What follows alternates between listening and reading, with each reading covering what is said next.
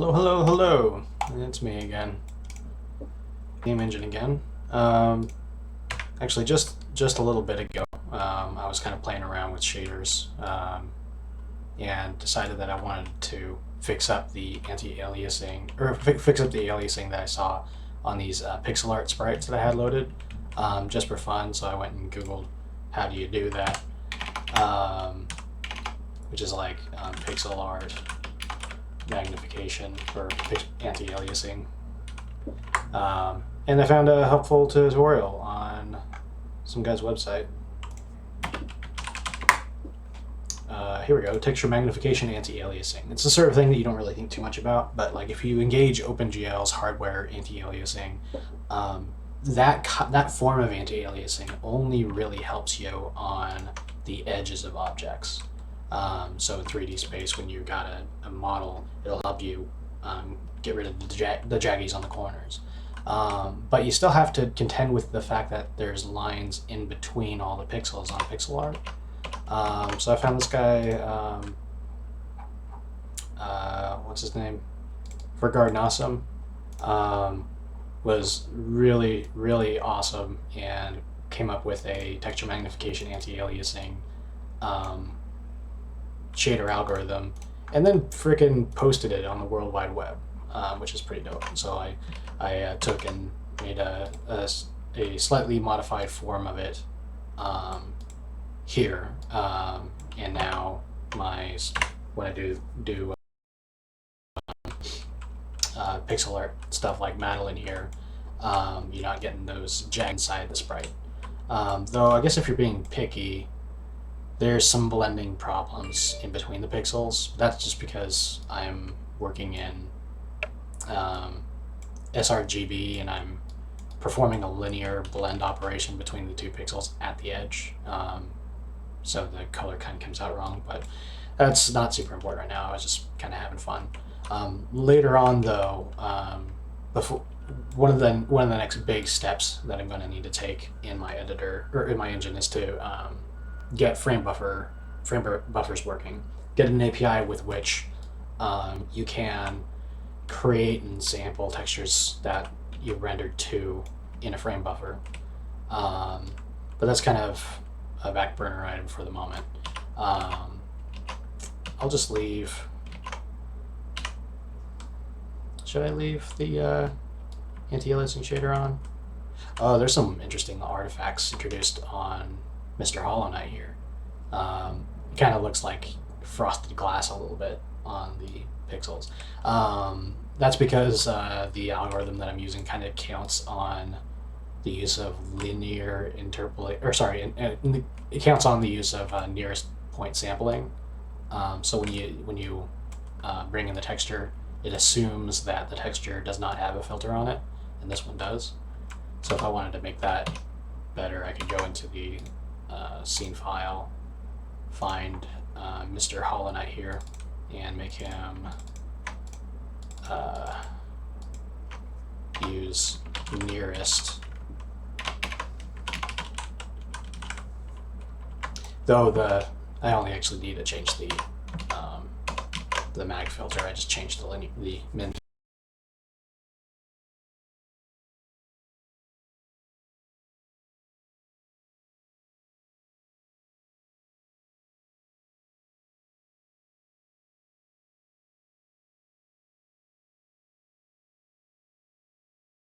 filter as well. And then during the last few streams, we had worked on text rendering.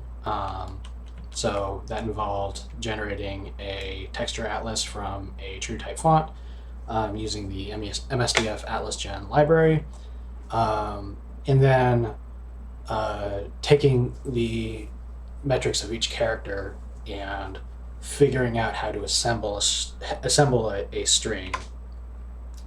Here you can see the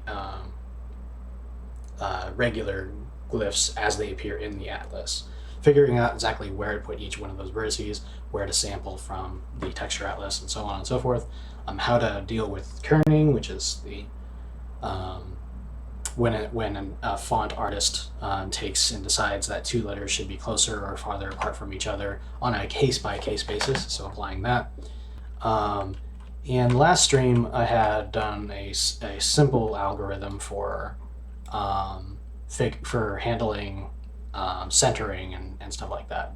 And since that stream, I did a little bit more work on that front because I had discovered that centering wasn't working exactly as you'd expect. So it turns out that there's actually two kinds of vertical spacing. There's the vertical spacing between the baselines, so the very bottom line of each line. So like if you think about like notebook paper, like the line that you write on is the baseline. And then there's the vertical space above and below each line, which is actually different. And they don't necessarily sum up to the distance between baselines. And it's a little complicated, but I got it to the point where I'm pretty satisfied. I can justify the text in several ways. So when you go to justify on a corner, like if I go to the text that I'm rendering here, and if I was to justify this on the upper left or top left,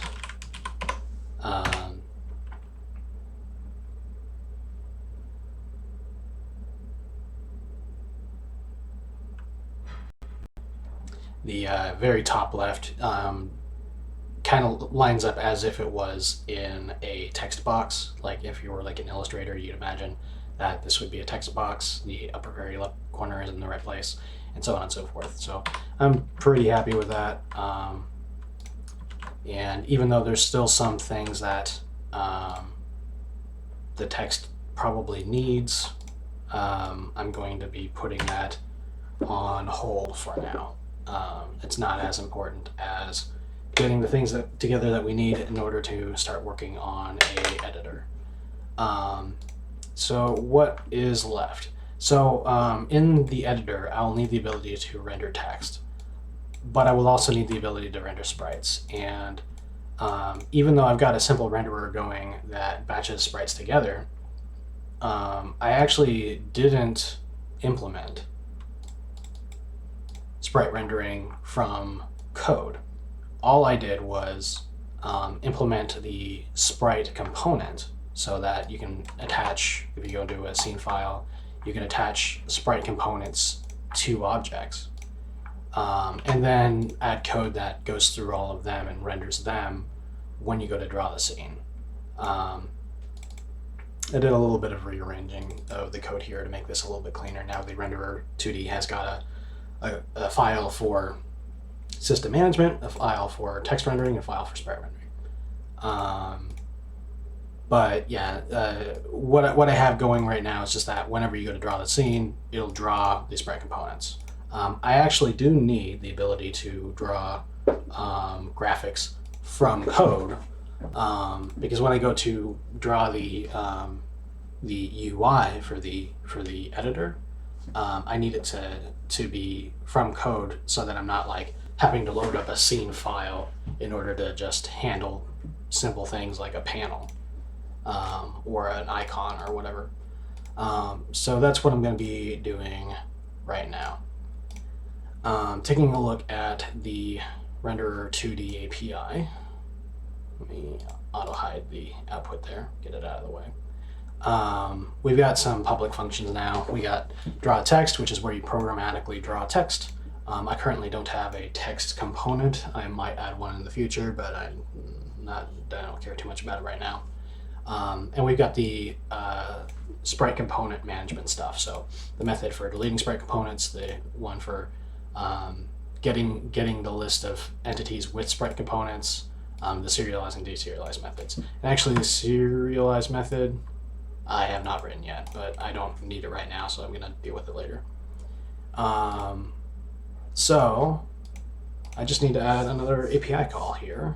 Actually, I'll need to add a few in order to do sprites. So if anybody's ever worked with XNA, which is a really, like it's deprecated at this point, but it's like a really awesome exercise to kind of learn some of the fundamentals of game technology. XNA has a framework called Sprite Batch, which up until I went to write my own renderer, I didn't really fully understand why it worked the way that it did. Basically, sprite batch worked by you would do a call along the lines of start batch, like so, and then you would call something like draw sprite, right, or something like that, or add sprite or something. And then when you were done, you would say end batch, and only after you called end batch would everything render to the screen.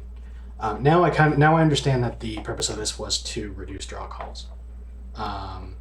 So instead of sending every sprite to the GPU as soon as you say draw sprite, what it'll do is it'll push back each sprite into a vector buffer object, or whatever the DirectX equivalent of that is.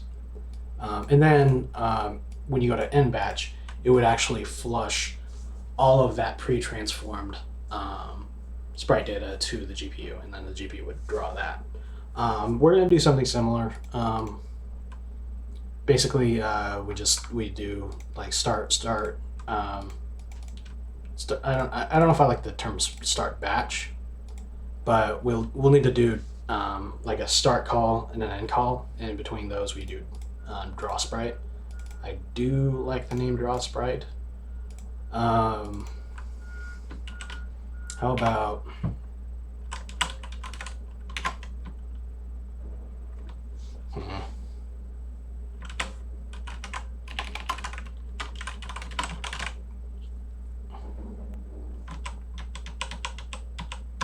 I guess start batch makes sense.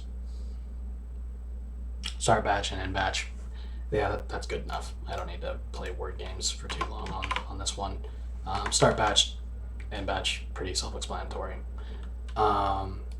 So these calls don't need any parameters, I don't believe. No need to return anything. We're just starting a batch and ending one. The draw sprite, however, will need a few things. So the first would be it would need a position, rotation, and scale. I'm going to copy position and rotation from the text API, and then unlike the text API, I am gonna do multi-dimensional scaling.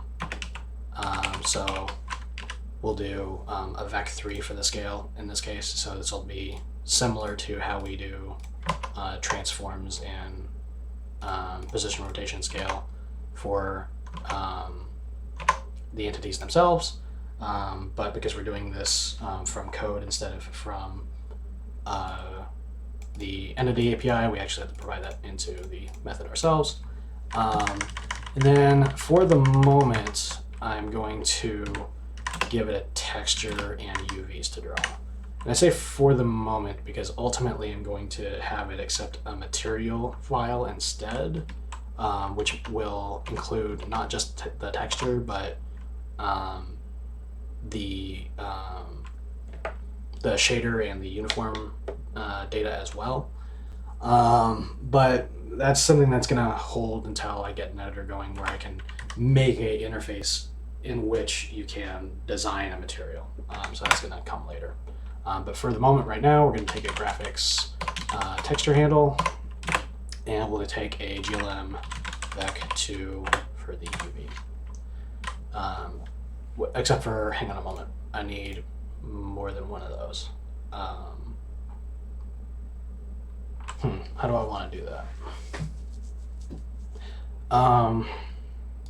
While it is true that most of the stuff we'll be doing is going to be uniform, so like when you're going to draw a sprite, you're probably going to mostly get a axis aligned box out of the texture. I think I am going to do a UV on each corner, so that if you wanted to sample from like a I don't know, like a weirdly shaped section of a texture atlas, you could. So for that, I'm actually not going to use GLM vec2 at all. I'm just going to use 4 float values.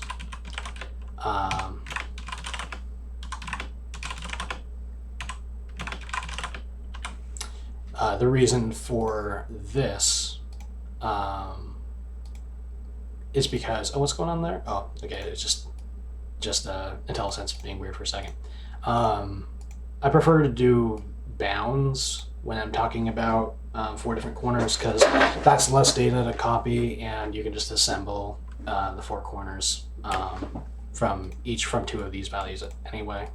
So it would be like on the lower left would be LB, the lower right would be RB, and then you got RT, and then then LB or LT, and so on. You should probably have better names though. So let's do UV L, UVR. Yeah, and these are, I mean, they're probably going to be in the renderer for a while yet, but I'm not fussing too much about the API here, because eventually we're going to be doing material files anyway, and one of the properties of the material is going to be the UV that you sample from. So the UV will be set when you go to set the material, the shade, or the material shader, the uniform buffer stuff, and so on in a text-based file or in the editor. But for now, we'll do UVR, UV. Yeah, cool. And I think that's all we'll need. Oh, I need to give this guy a name. Text. And then we can copy these methods over to the sprite rendering section. Sprites. Then down here, we've got draw sprite components. I might want to reorder these. Draw text, delete sprite component.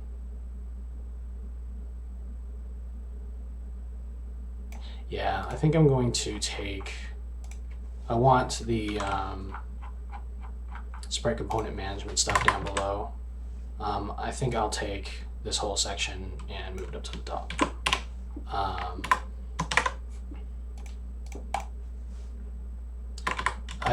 I largely try to keep the ordering of things in the CPP file adjacent to how they're ordered in the header. The one big exception would be stuff that's in the private section. I might reorganize them into logical places among the public stuff. But in this case, I'm going to do the drawing stuff up top and the component management stuff down below. Yep. Cool. And yep. So we got a void renderer 2D start batch, and void draw sprite. Yep. And void end batch. Okay. Now, a lot of the code that we're going to be dealing with is already written in the draw sprite components section.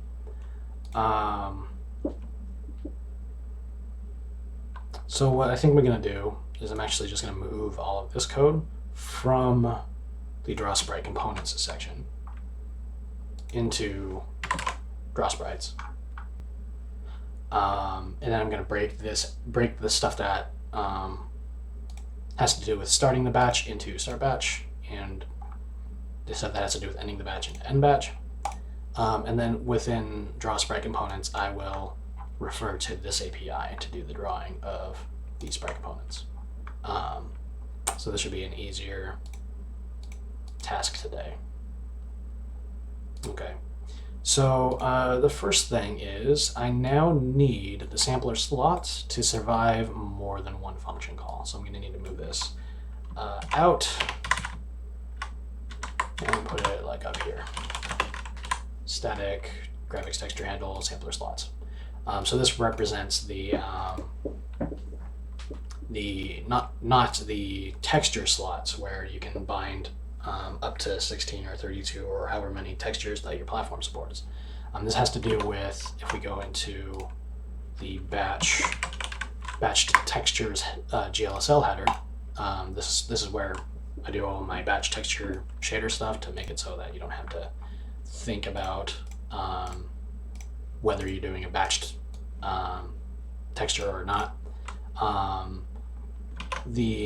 This array corresponds to this array, btext textures, and I give it a hard cap of 16 because that's the minimum that OpenGL allows, and I happen to know that on macOS, trying to do a larger texture handle, or sorry, a larger sampler 2D array results in an error for some reason. They just never supported more than 16 textures in an array. You can bind more than 16 textures, I believe. I think it's up to 32 that you can bind simultaneously, but you can't put more than 16 in an array. I don't know why. So that will persist now. Number of assigned sampler slots, that also needs to come out. The reason why we track this is for two reasons, because the first, we need to know which index to slot in a new texture handle when we're assigning bound textures to sampler slots. But the other is that we need to know whether we've exhausted the sampler slots. And if we have, then we need to flush the batch and then start a new one. And that'll happen automatically. I'm not going to hit that limit realistically anytime soon. Binding 16 textures at once. I mean, like, that would be crazy for the small scope that I've got. If I was to do a 2D game, I would be packing textures into texture atlases, and we'd be, doing like at most like 3 or 4 textures at the most simultaneously. So that'll never be exhausted in my case, but for the sake of doing it right, I'm going to go ahead and do number of assigned texture slots or sampler slots correctly. So when we start a batch, we set that to 0 because we're starting from scratch. And we don't actually care what's in sampler slots because we're only going to deal with the ones that we assign when we go to draw sprite. All right, cool. Back to draw sprite. We've got set model matrix to the uniform matrix, or the identity matrix. The reason why we're doing that is because when you go to do a batch rendering, you are pre-transforming all of your sprite vertices into world space, so you don't actually need a model matrix. So when I set model matrix to 1.0, it will update the MV, and MVP matrices in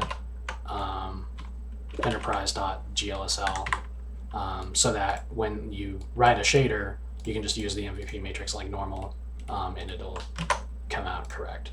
And then you don't have to think about whether you're batching your texture or not, or whether your position is being pre-multiplied or not. Cool, and we're enabling the batch textures shader option, so that way, assuming that you're using a compatible shader, it will use the version that batches the textures together. Good. Now, in this case here, this for loop probably belongs back in draw sprite components. At least the loop itself does, because in this case, it's looping through all of the sprite components stored in this pre-allocated vector up there. And that only matters when we're drawing the sprite components. However, the code inside we need to bring up into the draw sprite. So I'll put that on the back burner for the moment. And let's presume that we have gone through and drawn all the sprite stuff. after we have drawn the sprite, we will graphics set vertex data, draw triangles, disable shader option. This stuff happens when we end the batch. So when we start the batch, we are doing these things. Oops. Here we go. So we're saying that the number of assigned sampler slots is 0. We're making them all available for assignment.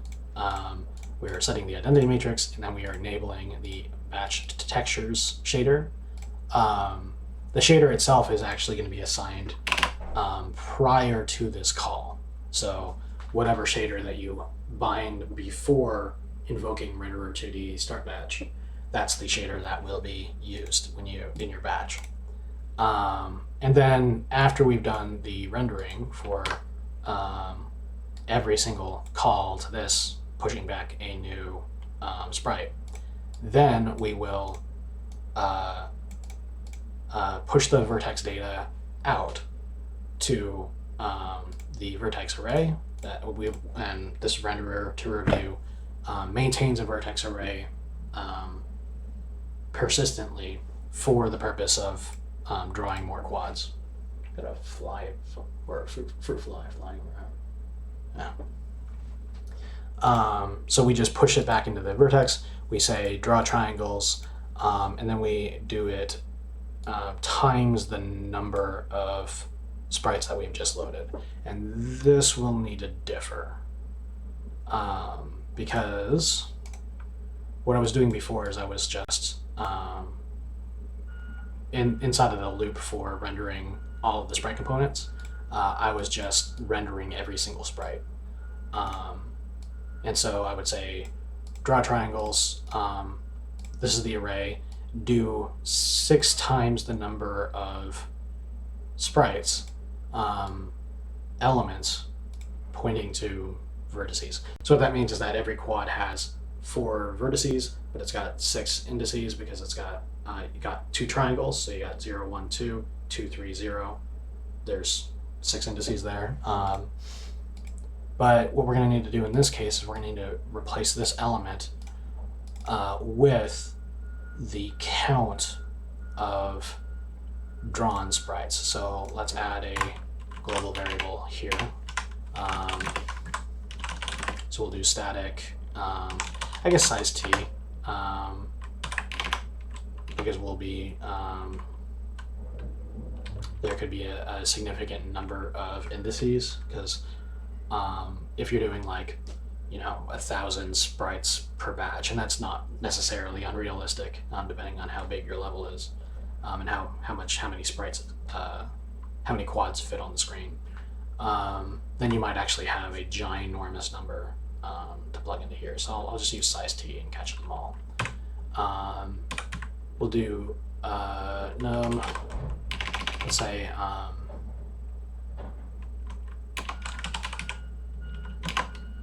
let's do sprites to push,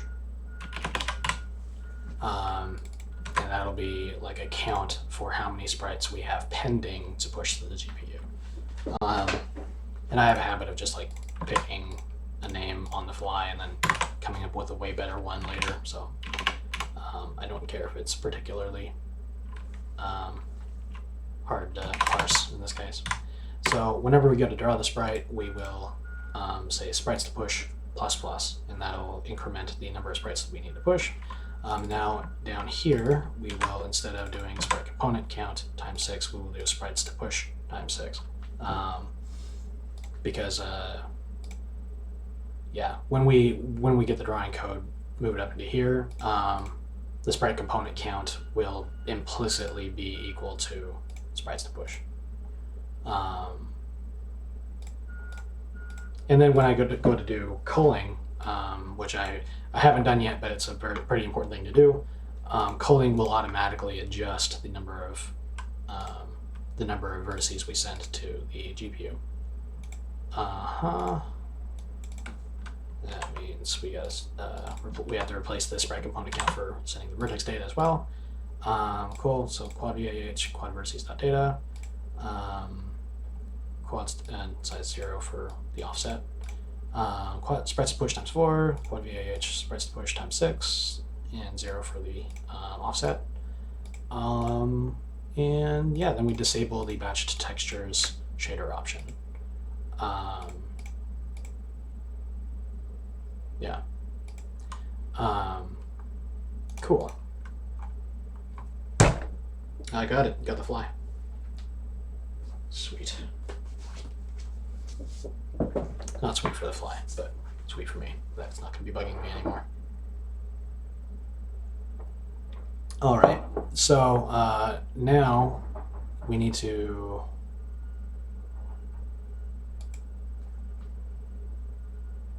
I suppose sprites to push should be reset somewhere, huh? So let's say sprites to push equals 0 right before we start the batch. And not when we go to end it. And then we'll go to the drawing code again. So this loop needs to stay here, but the code that's inside, probably almost all of it. Maybe literally all of it will need to go in here. Ugh. Might be coming down with something. All right, insert here, model mat. Okay, so when you go to draw the sprite, we compose a model matrix given the sprite's position, given its rotation, and given its scale. This model matrix will need to be composed for every single quad. One model matrix per quad. And if I'm thinking this through correctly, that will still be faster than doing linear,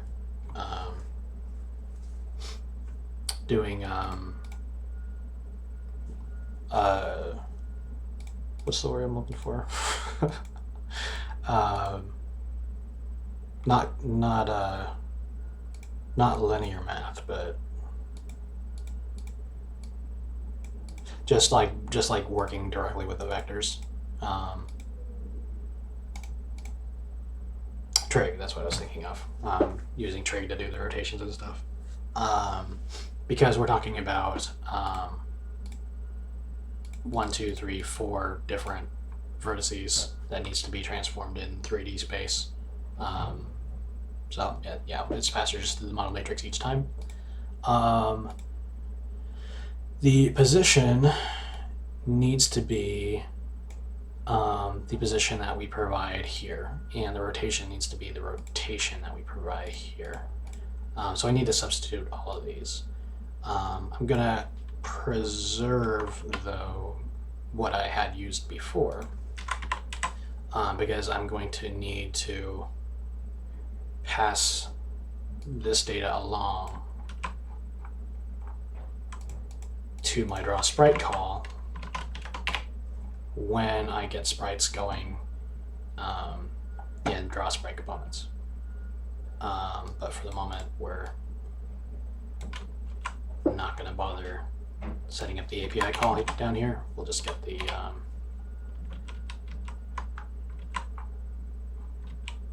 oh, whoops, yeah, I only wanted to copy this part. We'll just get the API itself going and implement it down here later. Right, so in this case, we got position, which is provided as a parameter. We've got rotation, which is provided as a parameter. And also, we have scale as parameter. So there we've got a model matrix that reflects the position, rotation, and the scale of the entity. Or not the entity, but the sprite. And then we need to insert this into the quad vertices vector, which basically it's just a, if we go to quad vertices, oh, it's not up here? I thought it was, whatever. Oh, it's in the header, right? Quad vertices is just a vector of this guy, which is a representation of the data that we currently send to the shader. This is also subject to change because when we set up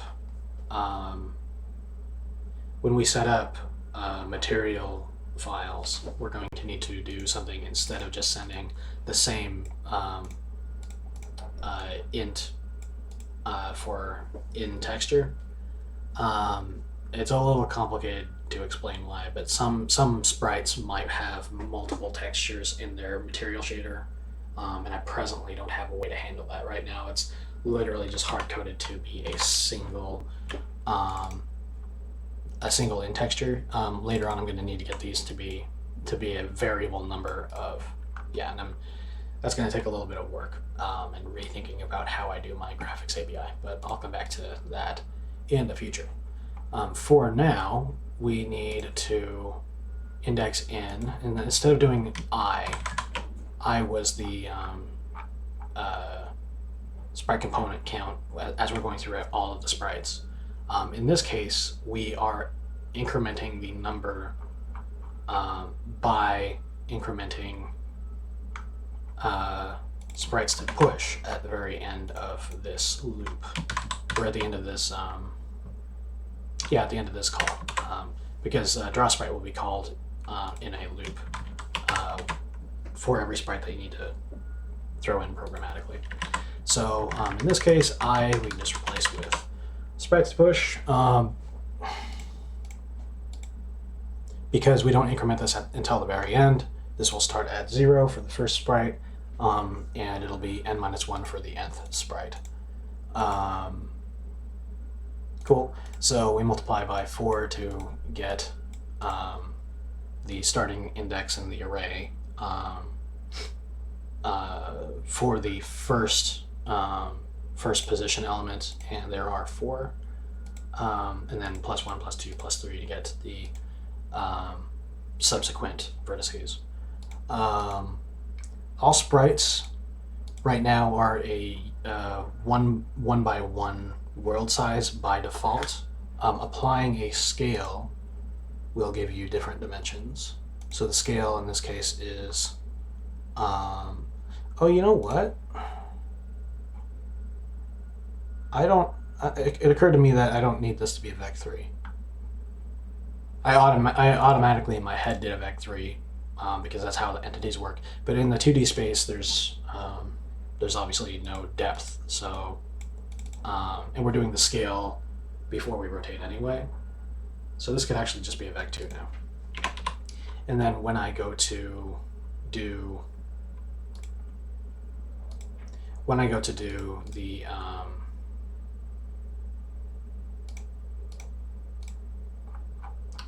implementation in the draw sprite components, I will just pass the x or the x and the y scales from the entity scale.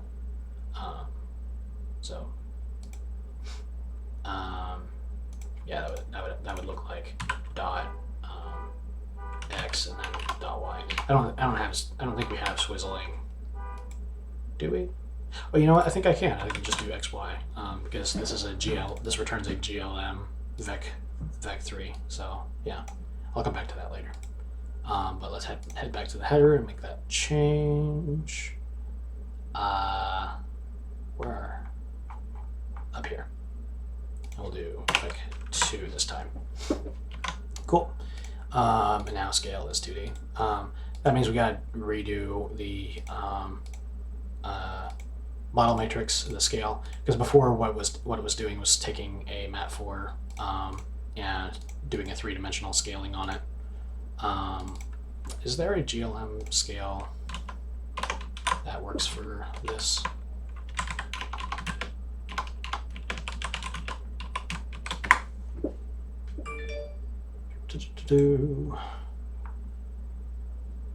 You can't just do a Z component, let alone the W component. I guess not.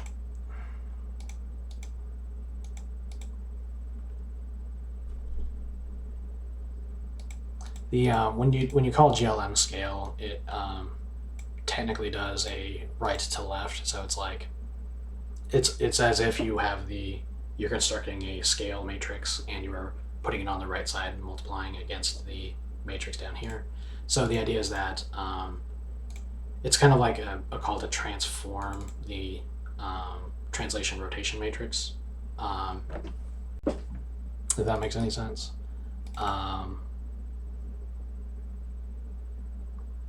So you're doing the scale before the rotation and translation, even though they're ordered in the reverse direction.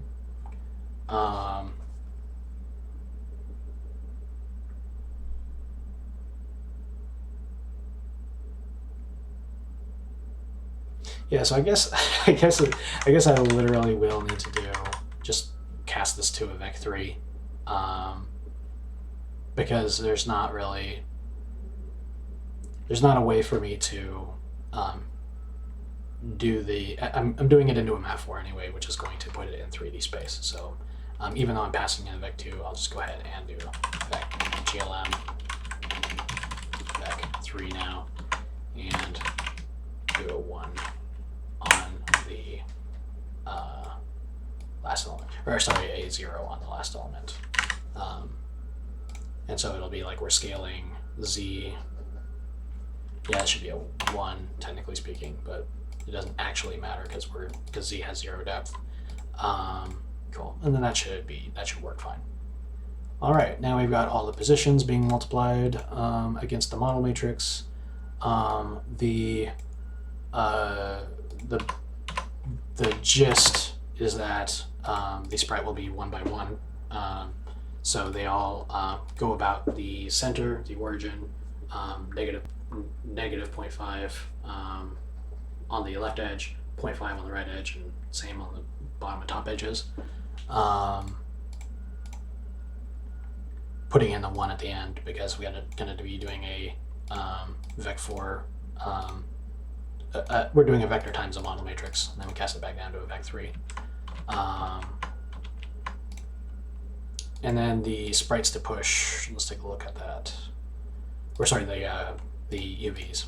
So UV for each point, we're setting it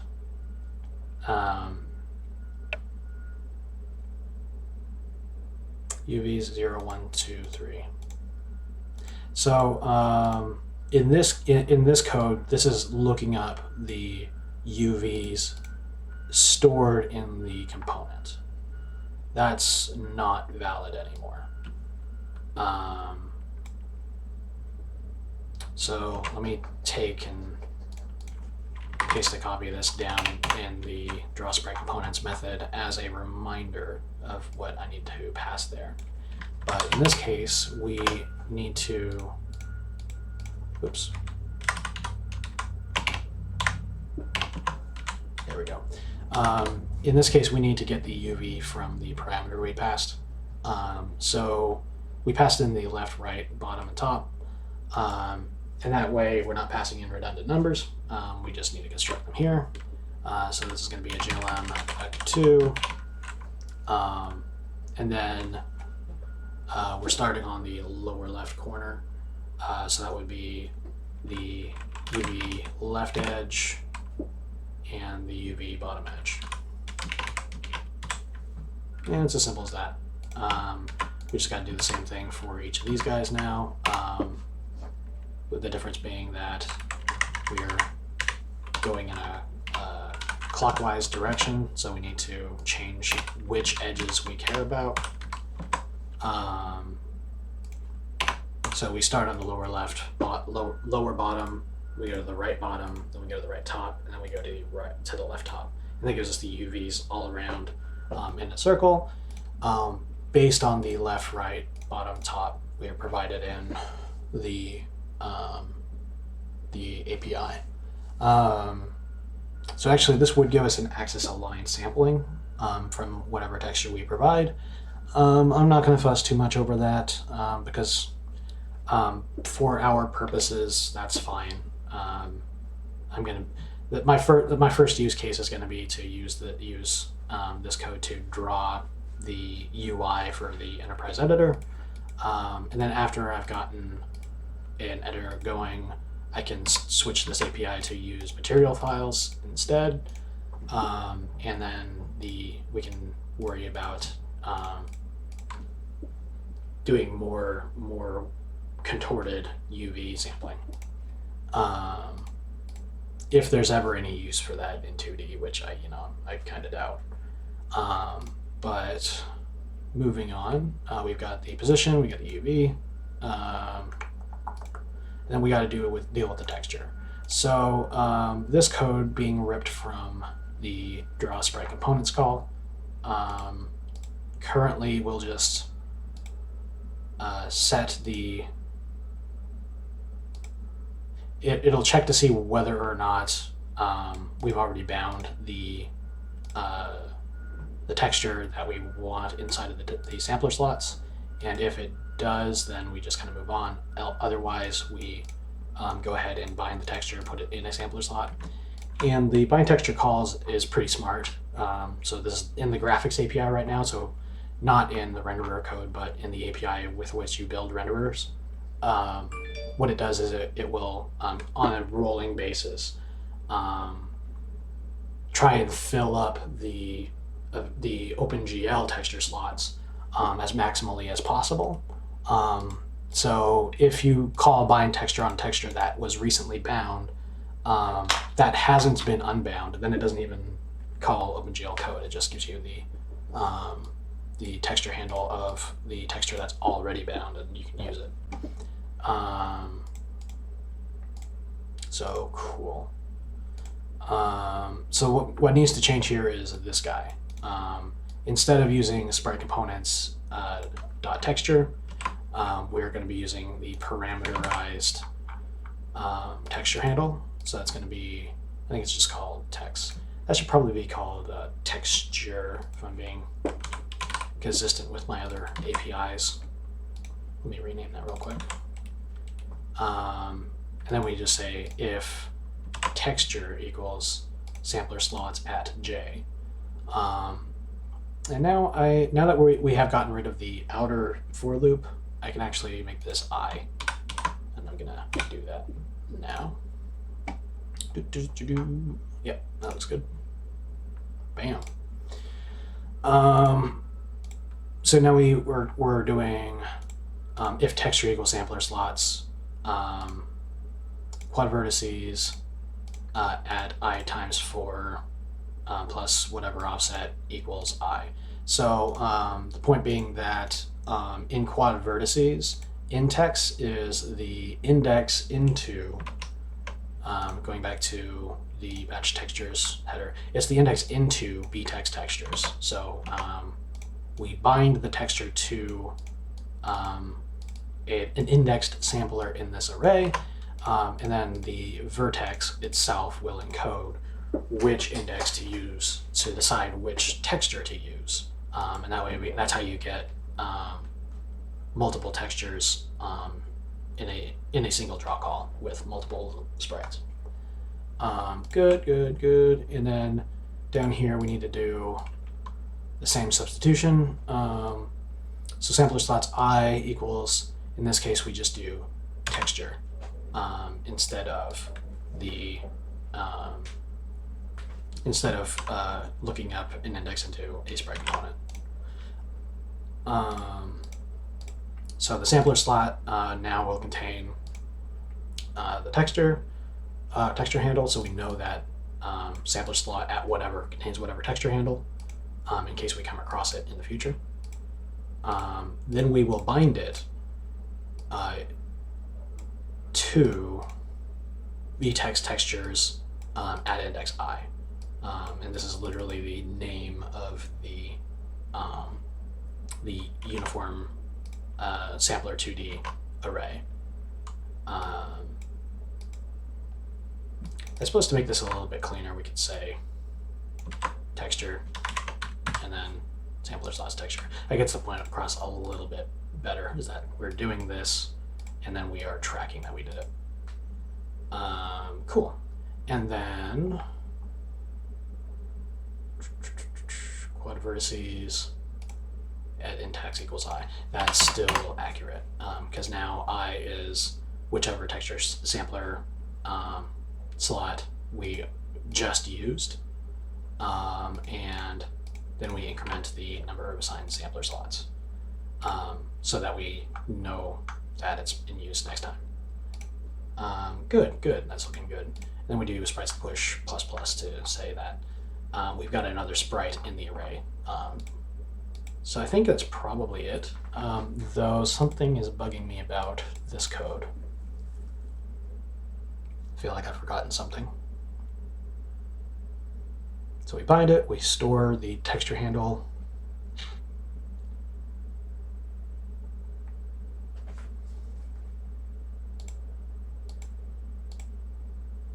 Oh yes, so yeah, what this is neglecting is the possibility that we've exhausted our sampler slots.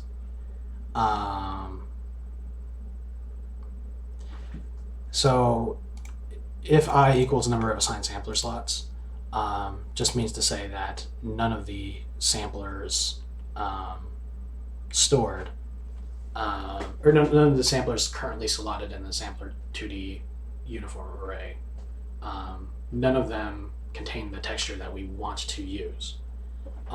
But there is the possibility that we have 16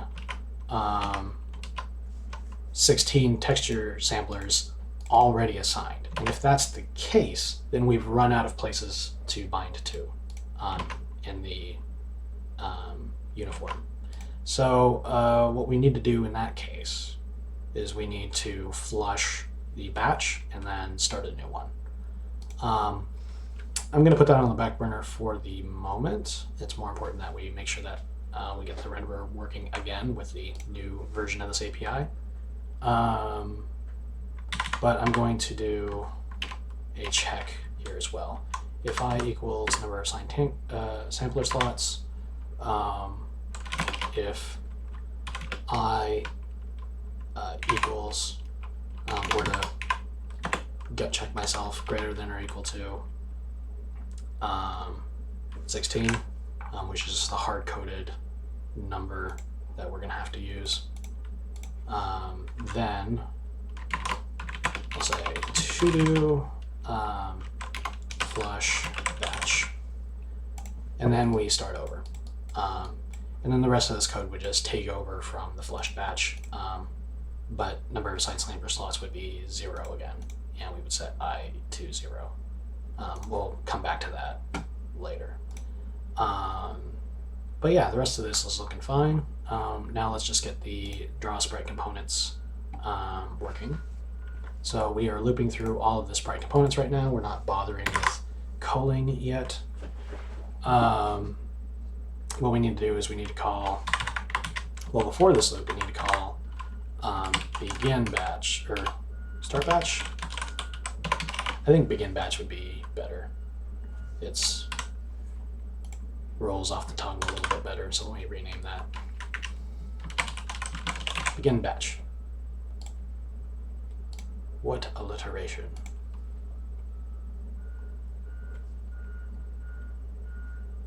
Oh, it's already done. Okay. So begin batch, and then after the loop, we'll go to end batch. And that's that. And then end batch will handle pushing the vertex data and drawing the vertex array. Cool. And now in this case, we're going to say draw sprite, and then we will invoke the texture handle, which is sprite components at i.text. Then we need to invoke the UVs.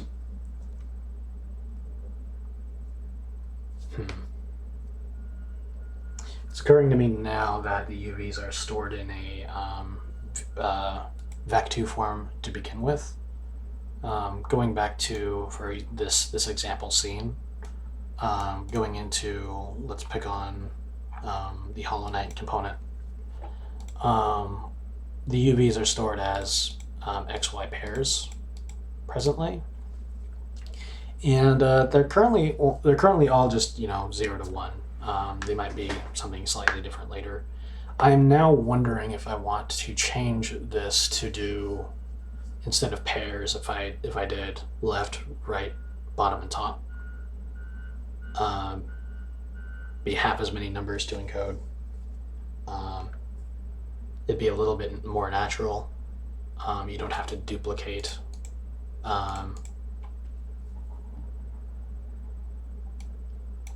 every edge. So yeah, I think I'm just going to go ahead and do that. And then when you look up the UVs, they'll already be stored in the format that's acceptable by the renderer.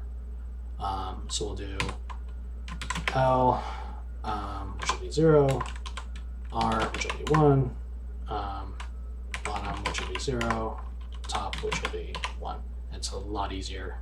It enforces axis alignment, but I'm okay with that for the moment.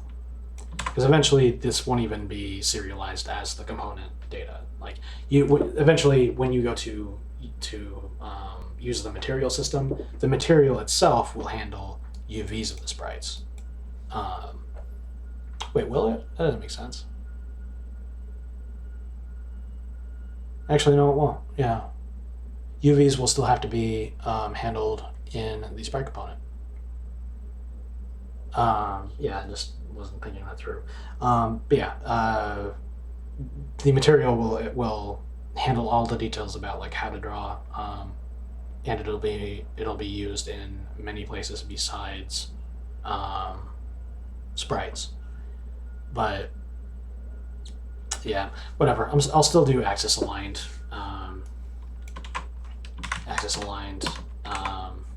UVs, just because it makes things simpler for me. So let me go ahead and make that change in here. So sprite components, now instead of doing 4 vec2s, we're just going to do 4 floats. Yeah, we'll call this float.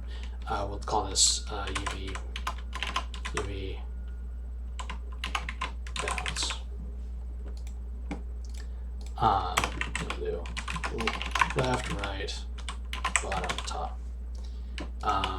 And it's not important to remember this order as a developer. The developer will be passing these bounds in as named variables when they call drawSprite.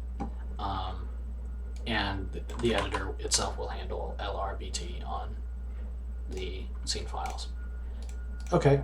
I'm gonna have to redo my serialization code here in a minute, but yeah, that's looking good.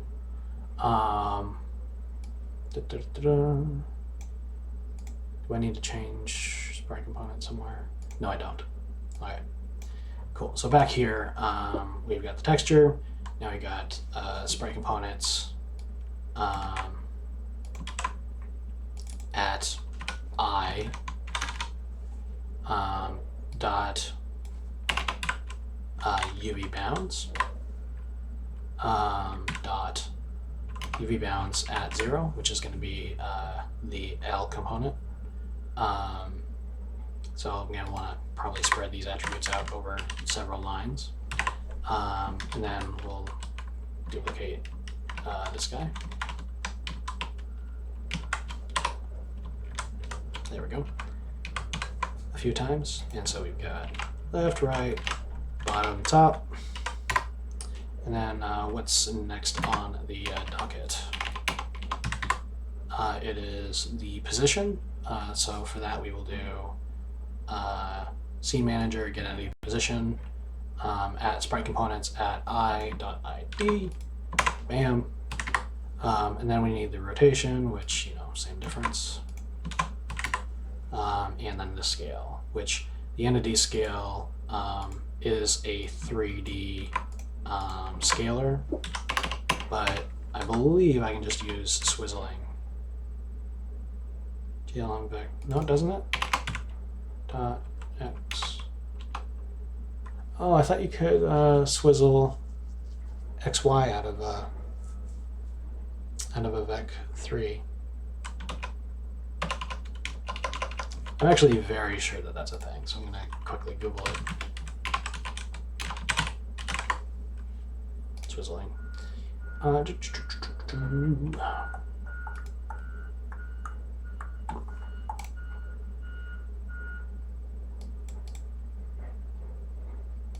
Oh, so you have to actually bring in the extension if you want to swizzle in your code.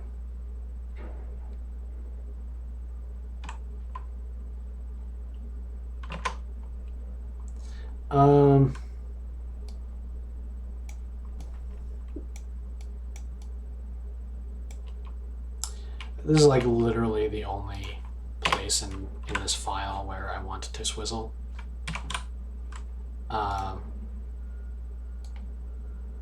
But you know what the hey? Let me go ahead and include the extension. So we got GLM extension swizzle or GTC extension swizzle. Huh.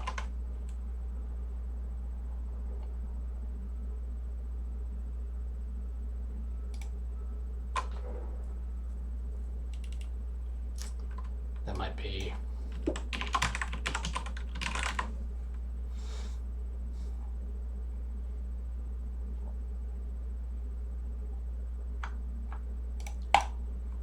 I'm still not a fluent user of GLM, so these sorts of things I have to think and look up.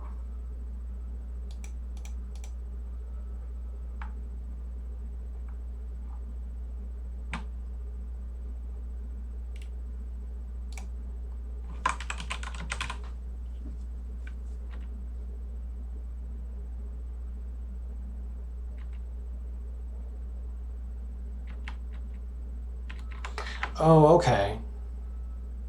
So I guess this comes as part of the regular GLM.hpp header, which is included everywhere. But you have to enable swizzling by defining GLM swizzle before you include GLM. Because I include GLM.hpp everywhere, I'm not going to bother with defining this because I don't want to have to take the GLM out of my precompiled header because I use it in so many places in the engine, and I don't want to have to include swizzling everywhere because that'll, yeah. So what I'll do instead is I'll, for the moment, I'll just go ahead and bite the bullet and construct the vec2 with these sprite components dot x and y.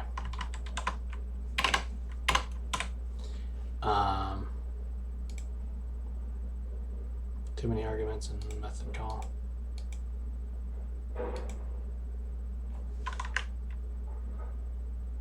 GLM vec2 sprite components.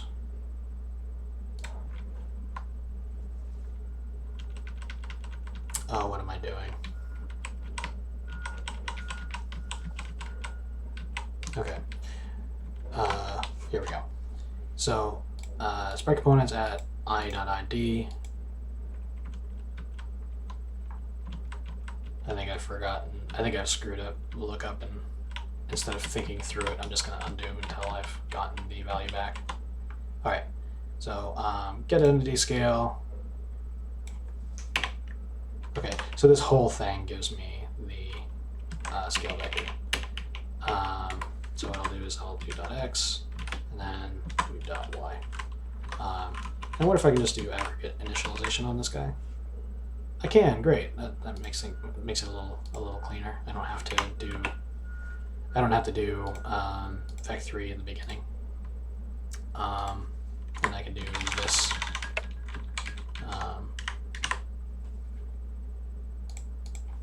Cool. Cool. Yep, and yep. All right. And no swizzling for now. If I wind up needing to do swizzling a lot more across the engine, then I think I might consider putting the define GLM swizzle in the precompiled header, but for now I'm just gonna do it like this. Cool. So we begin batch, we go through all the sprite components, we draw the whole thing. And now, before I compile, I do need to get the UV bounds set up correctly. So in the test scene now, I'm switching to bounds for UVs instead of full-on coordinates, just to simplify the code until I have the editor going. Do I want to rename this to be UV bounds? UV path to the texture, UVs to the UV.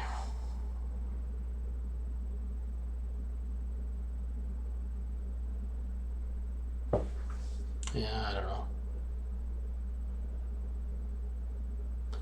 I'll just leave it as UVs and then just change the LRBT. So in this case, anytime I have x0, which is just these two places, I guess, I will go in and change these values out. So first one was L, second one was R, third one was B, third one was a T, and then I don't need the other half of these values. Cool. Now I do need to set the X and Y for each of these, don't I? Oh, that's right, we don't have UVs anymore as a member. So instead what we do, we delete half of these. We'll do dot UV bounds, I believe it was. Yeah, dot UV bounds. And then we don't have X or Y components in there, they're just floats. Change the indexes to 0, 1, 2, and 3. We're going to be looking in UVs, and we're going to be casting L, R, B, and T as floats and storing them as such. Cool. That should be it. Yeah, so yeah, the error message for not having the correct subkeys is generic, so I don't need to modify it. And yeah, I think that's probably it. So let's debug and see if this compiles correctly, see if I broke anything. If I didn't break anything, then we'll see those three sprites again and the text spinning around again.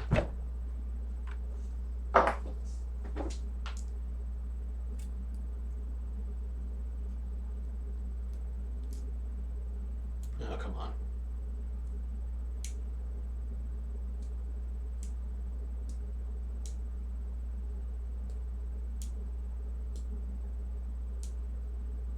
Oh, it really took a long time to compile that. Okay, so something's not quite right. Let's take a look. Deserialize component. Sprite component data does not... I got a spelling error in my error message there. Sprite component data not contain required subkeys. Sprite component will not be loaded. So there's something wrong with the Sprite component data. All right, I keep doing this. I made the change and then I didn't save it.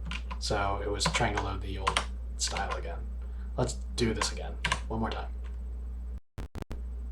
Okay, cool, sweet. So everything seems to be loading correctly. So literally the algorithm is the same. Man, I love having that anti-aliased pixel art. That's so much nicer than having to stare at jaggies all the time. All right, putting that off to the side.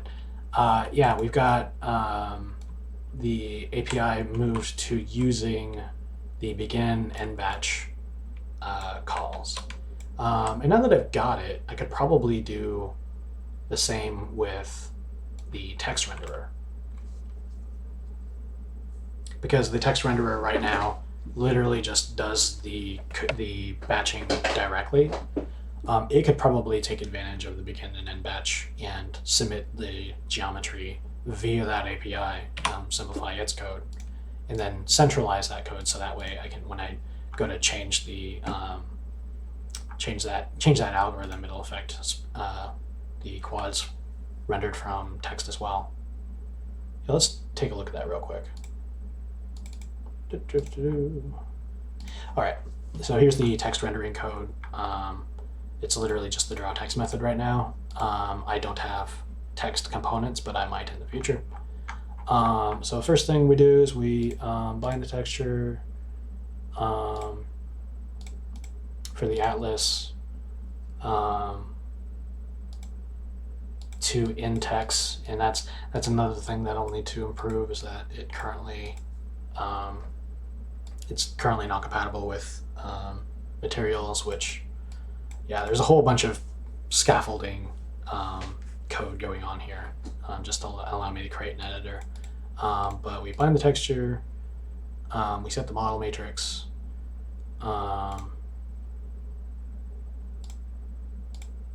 we go through the text and we count, either count how many lines there are, or we count the lines and measure the widths of the lines, depending on whether we need the widths of the lines. So this is all font metric stuff. And then down here we get the vertical metrics. Okay, more font metric stuff. So this gets us the origin against which we will be drawing the text, and then going into the actual draw loop, we're going through every single character, and when we encounter a new line, we will move on to the next line.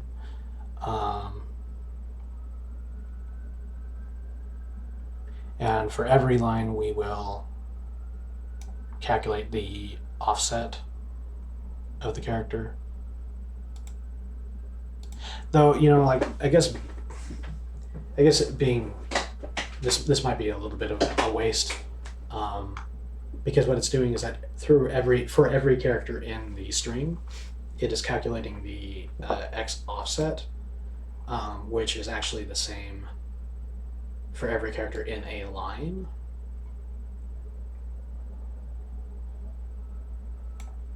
So what might be better is to, instead of doing that,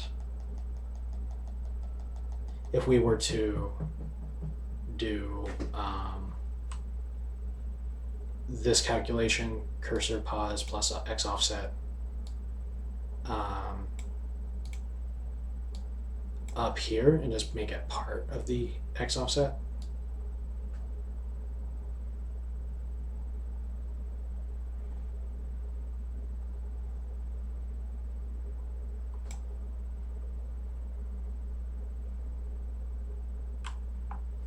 And then we could take it out of this loop, but let's put that on that optimization on the back burner for the moment, and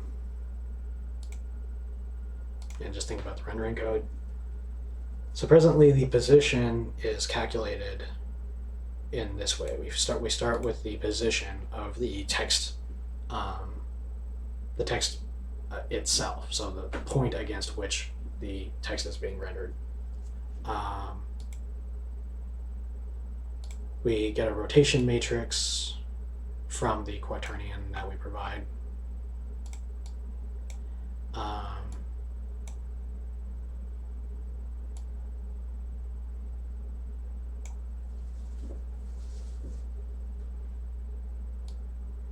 And before we apply the rotation matrix, we are actually just through addition and subtraction calculating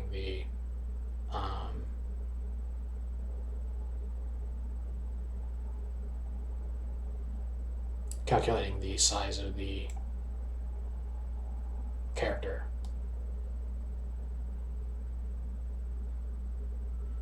So when do we get the character itself? So graphics get font quad bounds, car quad bounds. So this is basically a wrapper around the free type, which is, or a wrapper around the MSDF Atlas gen, which is a wrapper around free type.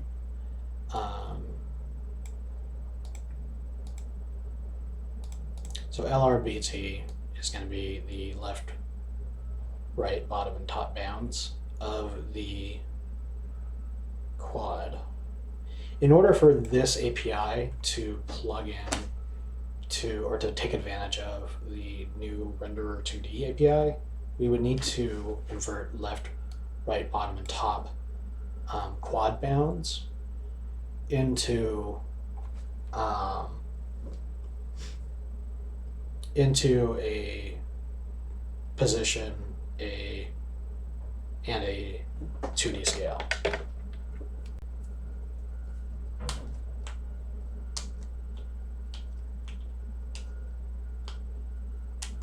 And that's only for the sake of doing a bunch of matrix multiplication anyway. Just for our characters. I think I'm not going to implement the Sprite API for doing the pre-transformations of the vertexes and the text side. Because this sort of is faster, I think. It is not calculating it isn't calculating a model matrix every time. It's just like when you start the draw call, like it just converts the quaternion to a rotation matrix and then just uses that for every single vertex. And then the rest of the time, we aren't doing matrix multiplication. We are just doing offsets in EM space. And then eventually we rotate it by the rotation matrix. And we just do the scaling as linear scaling. So we just literally apply a multiplication to two numbers. So yeah, I think this is going to stay where it is because I think this is going to be just faster and simpler. And then the downside there is that text that we render with the text sprites are not going to be batched with other text.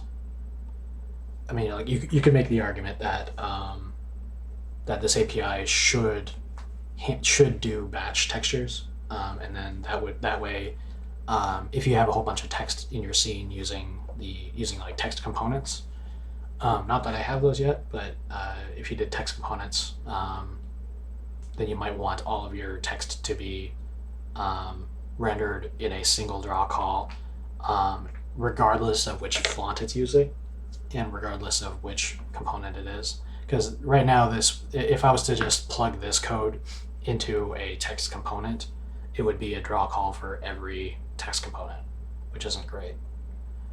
But I'm not going to worry about that right now. I don't even have a text component. I'll worry about optimization for that stuff later. So yeah, let's head back to the Sprite API. I guess now is a good time to implement flushing. So if and when we exhaust the number of available sampler slots, we'll need to flush the previous batch and then start a new one. You know what? I can't think of a reason why we can't just do end batch and begin batch. Is there a reason? So here we are in the middle of all this. I would need to do return, probably. So first thing that happens is we call begin batch. We initialize the number of sprites and the number of used sampler slots. We set the identity matrix. We enable the batch textures shader option. And then when we go to draw the sprite,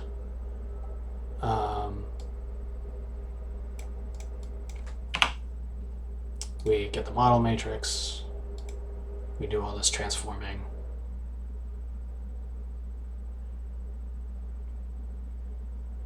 and then we go into checking whether the texture has already been used.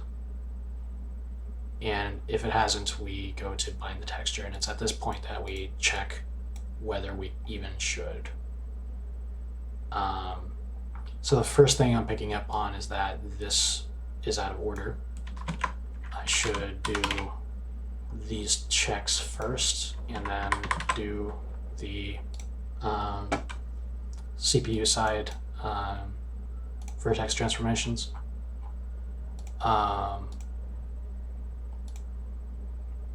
And we should also add a check for whether we've already exhausted the maximum number of sprites that we can handle,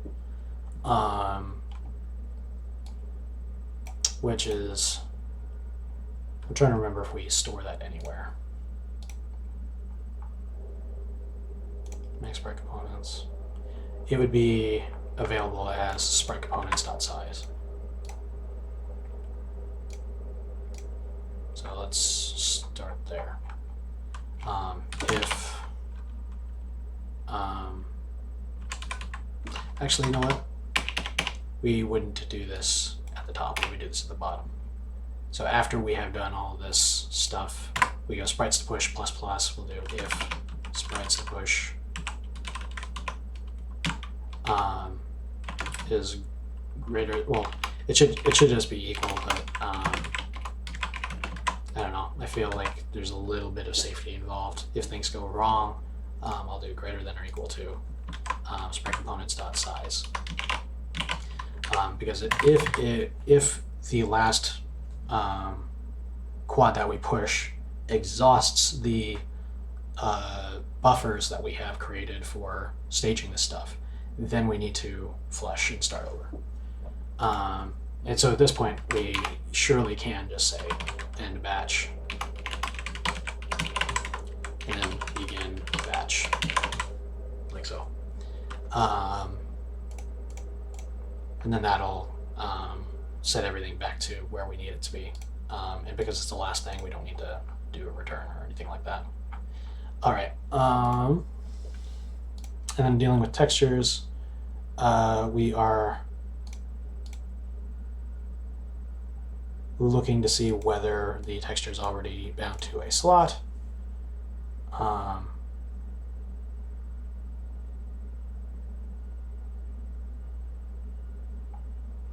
If texture equals sampler slots at sampler slots I, quad vertices index I.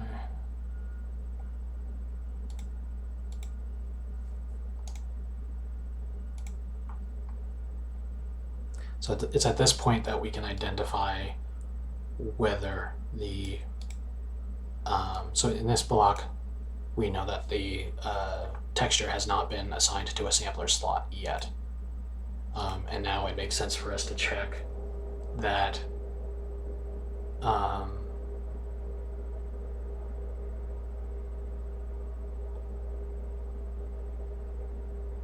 it makes sense for us to check that there is another slot to use. If there's not, we go to end batch and begin batch.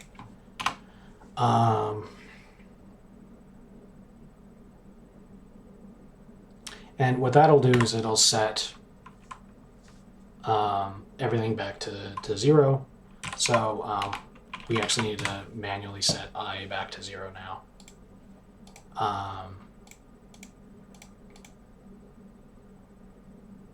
The idea here being that when we go to bind the texture now, we're going to be binding it to the first sampler slot instead of the last. The number of assigned sampler slots also needs to be reset to 0. But actually, when we go to end batch, or sorry, when we go to begin batch, number of assigned sampler slots and sprites to push gets reset anyway. Which is good. Okay.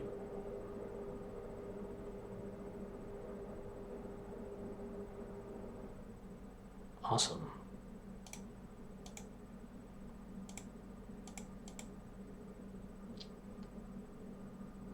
So I think that's literally it. I think we've got flushing working. Should probably test it now. But first, let's make sure it compiles. Cool, and the sprites seem to be rendering the same as before. If we go back to where? I'm trying to remember what I was gonna do next. I forgot it already. Oh, what are you complaining about? Arithmetic Overflow. Using operator on a 4-byte value and casting to any bit byte. Fine, I'll do, instead of doing int, I'll do size t. So that way it comes, it's coming out as the type that's accepted by the access operator, and get rid of that warning. Well, it'll just take a moment.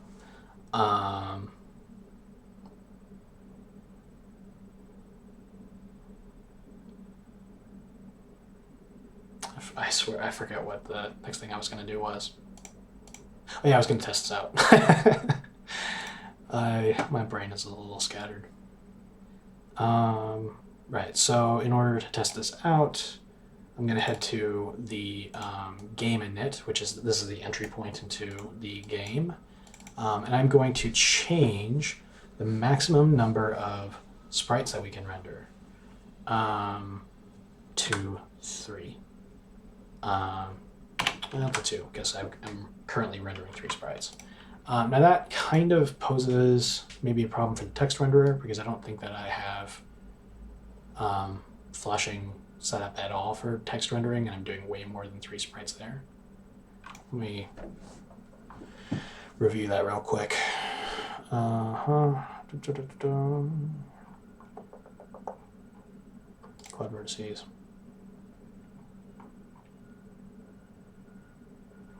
Yeah, so I'm not at all doing balance checking for the quad vertices right now. It's literally just assigning to memory that I just got rid of by dramatically reducing the size of my buffers. So for the purposes of this test, I'm going to not render text this time. So I will take and comment out this text rendering code. Let's see what happens. Let's see if we get a exception or a crash or something. Okay, what do we got? Vectors of script out of range. Okay, so let's go click retry. That'll bring us to the call stack where this is a problem.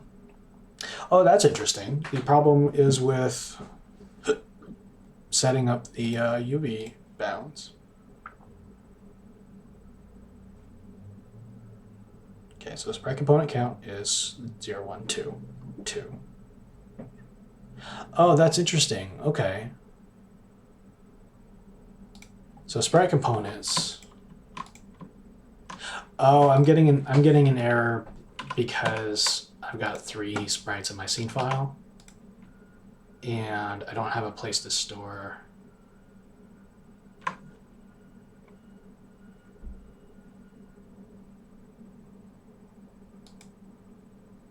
Okay, so what I'm gonna have to do instead,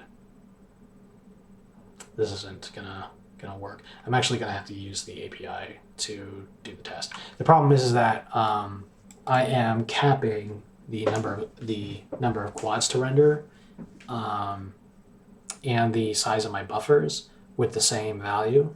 So you specify the maximum number of sprites that you can handle.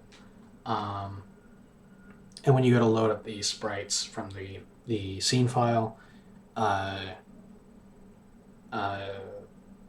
you can have as many sprites as many sprites loaded up as will fit in the buffers. So actually, you know what? This I probably should address this now. Taking a look at the scene file, like if we have more sprites in the scene file than will fit in the scene, given the size of the buffers that we allow for our game, how do we handle that? Well, the short of it is that I can't load more sprites. So we go to sprite component count.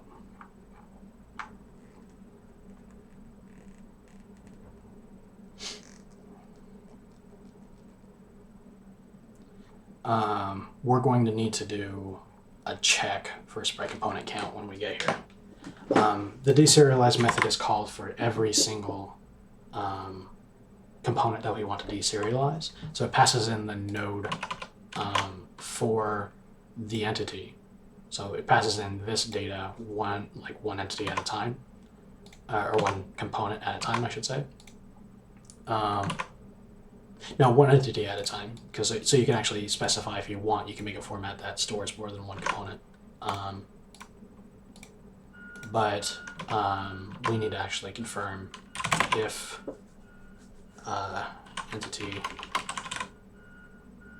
if sprite component count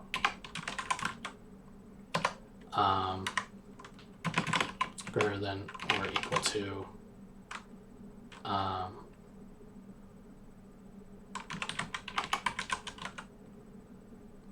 that would be, what was the thing we're comparing against? Yeah, sprite components dot size.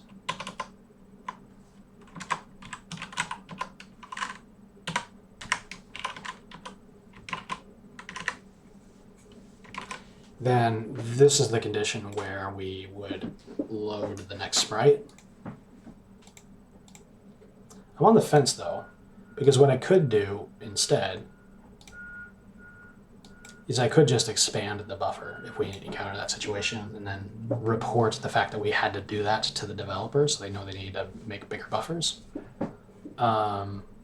which would be certainly a nicer experience for the developer. They would just be like, oh, okay, this is, we're spawning so many sprites that we're forcing a reallocation. But that it doesn't actually crash the game, and more importantly, that it wouldn't crash a shipping game if the developer messes up.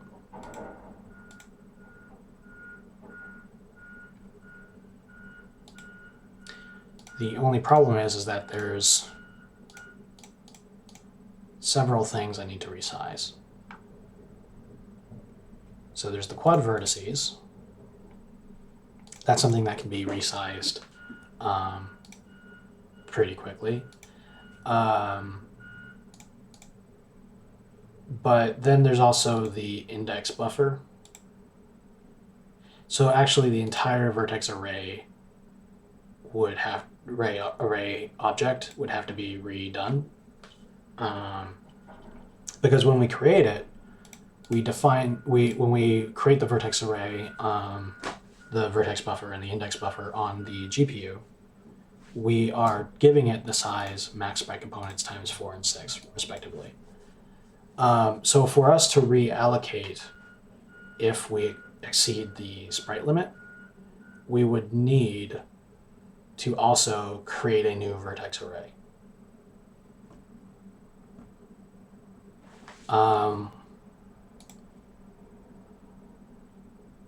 Which in the case of this code, this is actually a safe place to do it. Because you're not going to be deserializing sprite components, at least in my single-threaded model right now, you're not going to be deserializing sprite components at the same time as drawing them. But eventually, if I wind up doing like a renderer thread separate from the main thread, and I push drawing commands to it, then this would cause a problem, because the renderer thread would be, the renderer thread might be modifying the vertex array at the same time as I'm deserializing some sprites. So yeah, I don't know. It might be a thing that I deal with in the future, is the idea of reallocating if we don't have enough room. But for the moment, what I'm going to do is I'm just going to make this a hard limit. I will only invoke the deserialize code if there's room. So that'll be less than. And then if there isn't room, I'll just not deserialize and I'll emit a warning. So I'll say EP error. Oops.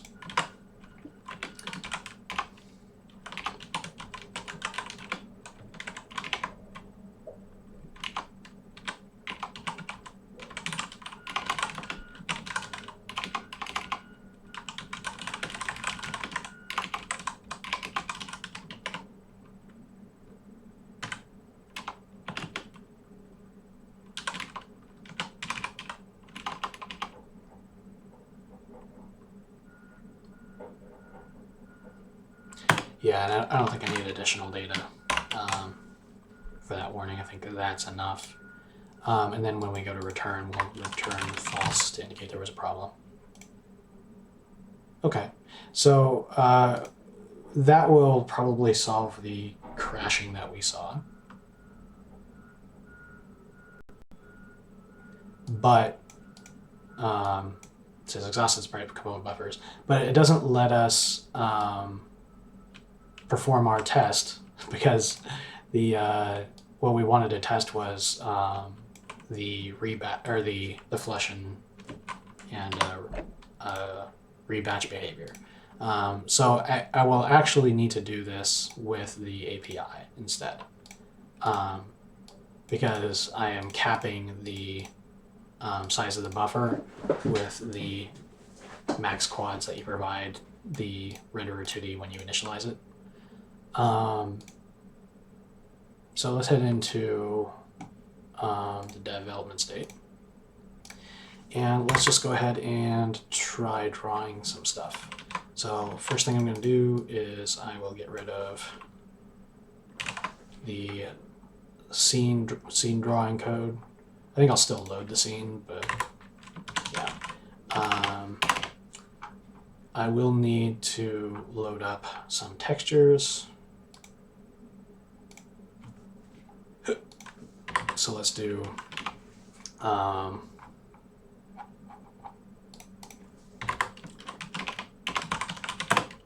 we'll do a static graphics texture handle, text1, and we'll do a few more of these. There we go. And then I will initialize those in the state init. So we'll do text1 equals graphics texture, or node texture. The path we'll use, I think they're just in the content directory. Sandbox, state systems, data. Yeah, content slash text1, text2, and text3. Text1, PNG. We'll do texture filter nearest for both minification and magnification.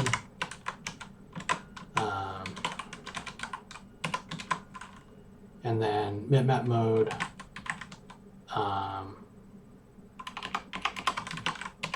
We'll do none for the moment. And we'll do the other two sample textures as well. Good.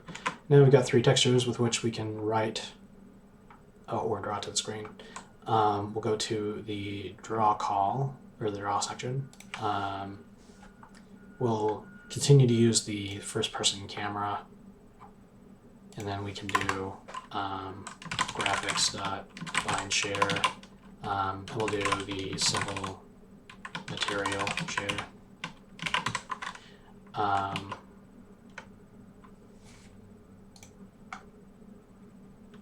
I think going forward, I'm probably going to investigate getting rid of the whole naming scheme anyway and just use the file name. But for the moment, it uses the name next to EP shader in the GLSL file. So we bind the shader. We don't need to set the model matrix here. Instead, we would do renderer 2D, begin batch, renderer 2D, oops, render 2D end batch, and then in between those calls, we'll do renderer 2D draw sprite. And then we will provide the texture handle. In this case, we'll do text1. And then we'll need to do the left, right, bottom, and top UV bounds. So in this case, it's going to be 0, 1, 0, 1. Provided a position, I'll give this one a origin value. So glm back 3, 0. A rotation, I'll just do a basic straightforward rotation. glm quat 1, 0, 0, 0, 0, 0, and then a scale, which will be glm back 2, 1.0 for now. Okay, and then we'll do this a couple for text 2 and text 3. This time I'll give them some different positions. We'll do 3 on the x-axis, 1 on the y, and 0 on the z-axis. And then we'll do -3, -1, 1, and then I'll just add a z value as well to test that. And now I'll also want to check scaling. So on the second sprite, I'll do twice the size in both the x and the y. Then I'll do non-uniform scaling for the third sprite. We'll do 0.05 and then 1.5. So we should get some skewing on the third sprite. Yeah, and so that's a much simpler way to do software, to do rendering from your game code.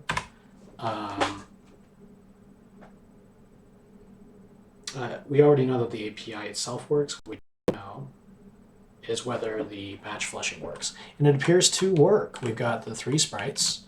We got Madeline in the middle. We've got Link on the upper right at twice the size. And we've got the Knight from Hollow Knight with like half as wide and 1.5 times as tall.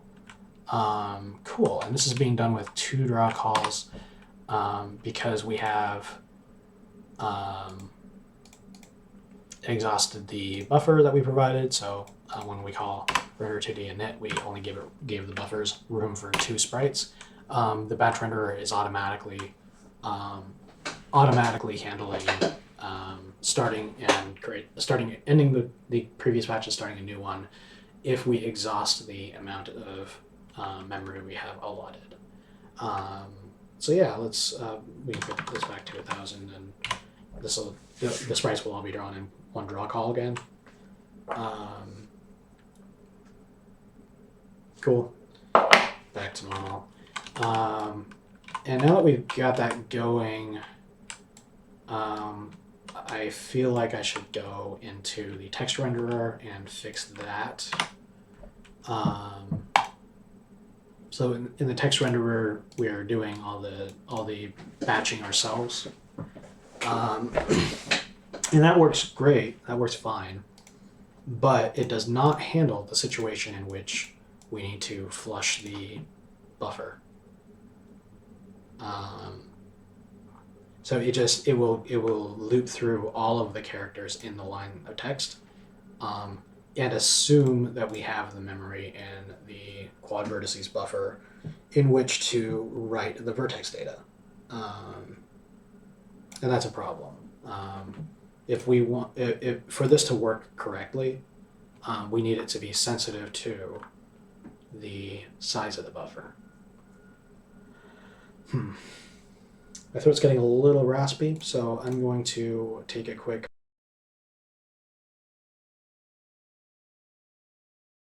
break. I'll step out and get some water, and I'll come back in just a little bit. I'll leave Anti-Aliased, Link, and Madeline. Be back shortly.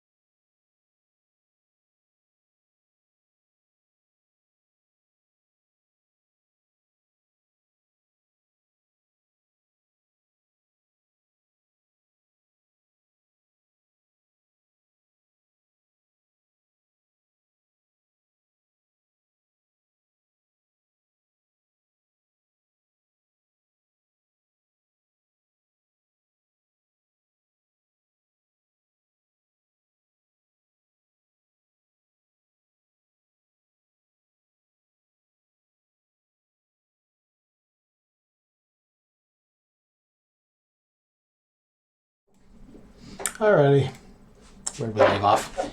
Oh yes, the nice, crisp, clean, vectorized lines between the colors on the sprites now because I've got an anti-aliased pixel shader going.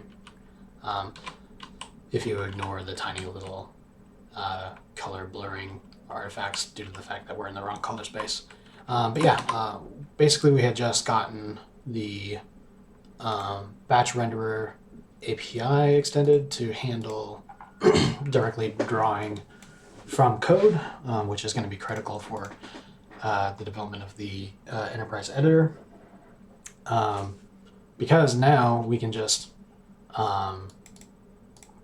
take an art asset and then just draw it on the screen, and it'll automatically handle batching with multiple textures.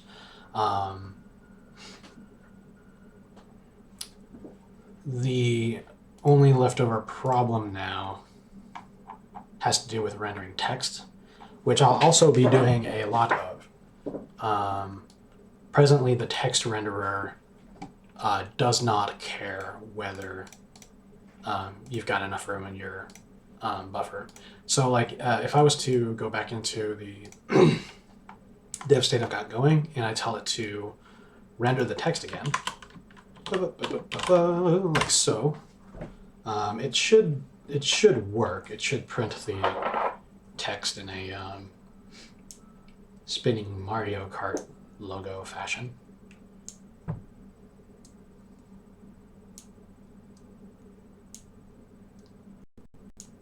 Like so. So, you know, it works. But if I go into this guy and I set the size back down to something really small again, so in this case I'm saying that we've only got room to do 3 quads per draw call, I expect there's going to be an exception thrown. There it is. Vector subscript add a range, and we click retry, and I go to the point in memory where that's the problem.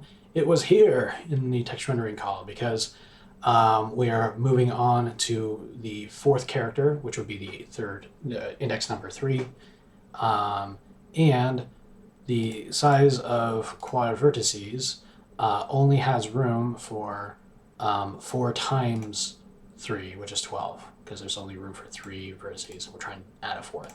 So, how do we fix that? We'll want to do something similar to what we did in the main renderer call. The main difference, though, is that in the case of text, we're managing the batch ourselves, which means that we're going to need to handle breaking up each letter in the loop into batches per letter. Like so, if we get to one character too many, then we need to draw the characters we've already pushed as a batch and then start over again, which is gonna be kind of tricky because currently we are directly indexing into the vertices array using the index of, so using the same index that we are indexing into the string with. So what we'll need to do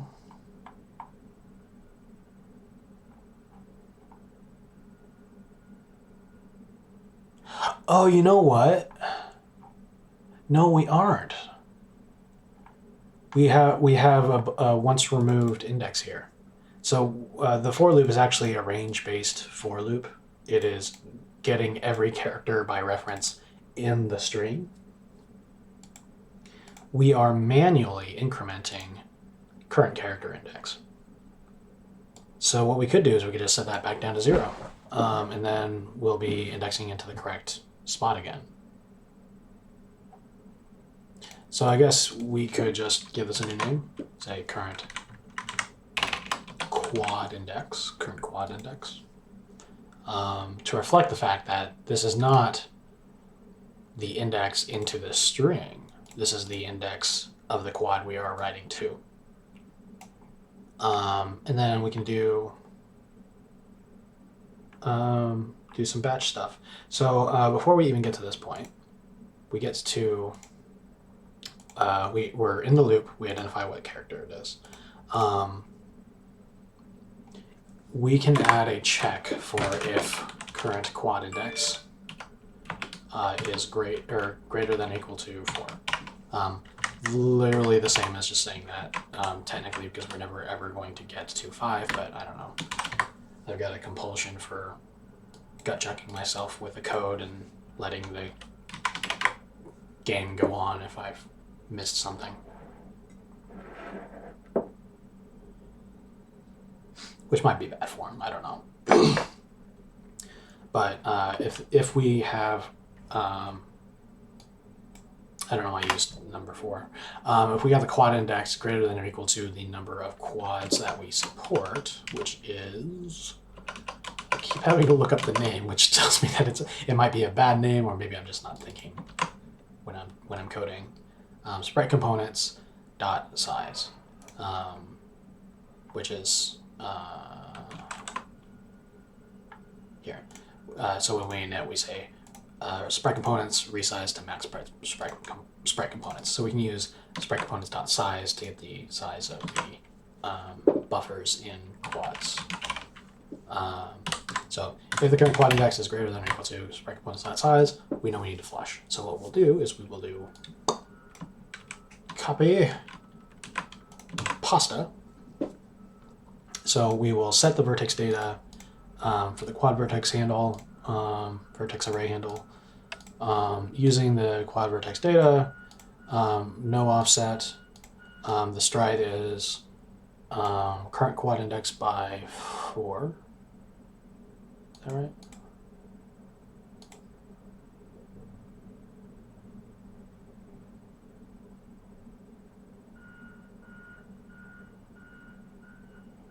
That might be bad, actually. Let me think about that. So current quad index is incremented at the end of a successful push.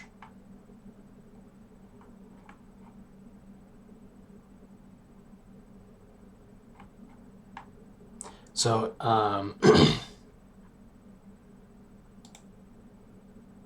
that actually means that this whole time I've been using the wrong index here. What I was doing is I was saying, okay, just the number of quads that we have push times 4.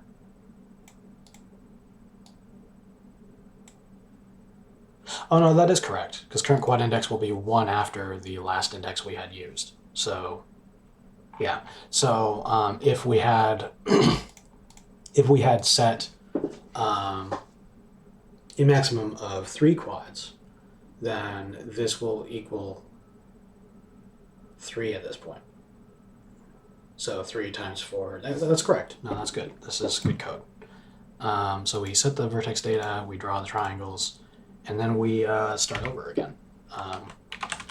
Current quad index needs to be set back to zip, not a zilch. Current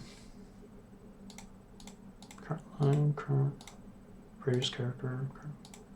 And actually, all the rest of it probably is fine. Because all the rest of it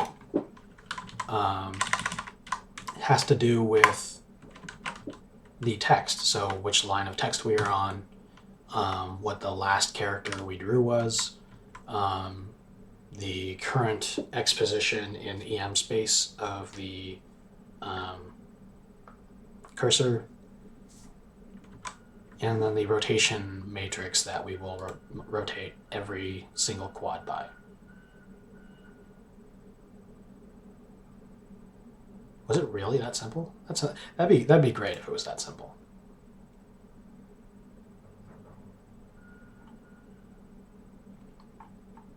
I guess it is, because we don't have to worry about binding textures again.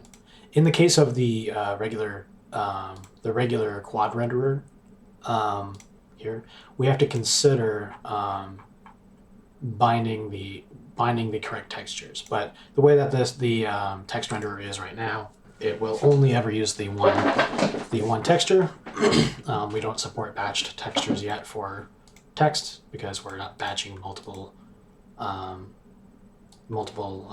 lines of text, or to be more correct, we're not batching together multiple string calls, so we're not sending multiple strings and then batching all of those together. So yeah, that should be fine. Let's press F5 and see if it crashes.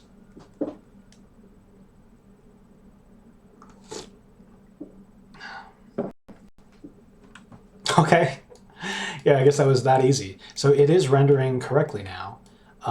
Much less efficiently, but you know, it's still such a simple example that you can't tell. This is still probably, you know, hundreds of frames a second.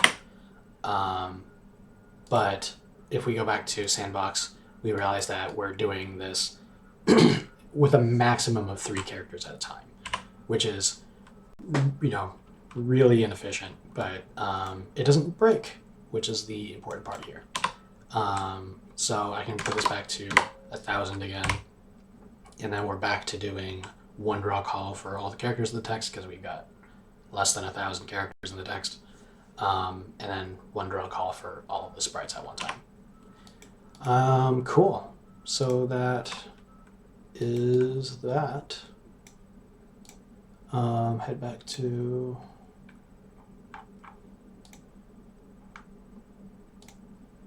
Sprite Renderer. I think at this point, the Sprite Renderer and the Text Renderer does everything I need it to for the purposes of the editor. The one thing that I'm thinking about kind of hard is that I won't literally be using this renderer for the editor ultimately. The entire purpose of encapsulating the renderer 2D in this way is that if you're making a game where you don't want to use it, you just don't use it. That was the whole purpose behind, the whole intent behind the architecture I've designed. I provide a graphics API to make it simpler to make a renderer of your own if you wanted one. And if you need something done at a renderer level that the default renderers don't do, you can just take it as a base and then just make a new one. So for example, if I wanted to have fancy schmancy text effects, I might literally just make a system that does rich text, and that doesn't even bother with things like sprites or whatever. It just does rich text or animated text or whatever, because you can do things like having like individual words like sinusoidally bounce up and down. I mean, like I suppose you can do similar things with a shader, like just do in your vertex shader, do a sinusoidal bounce up and down, depending on the exposition on the screen or something. But I mean, like you could, you know, you can get really granular with it depending on your game's needs. But if renderer 2D is optional, I need to have a renderer that is mandatory for the sake of the editor.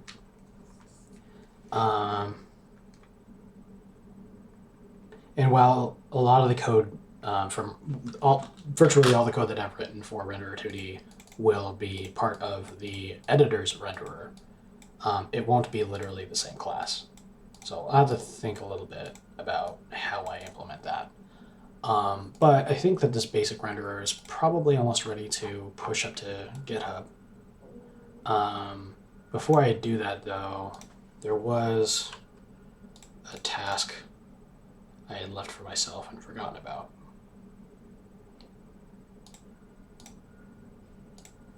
Isn't there a task thing down here? Tasks. I thought there was a window at the bottom for to-dos.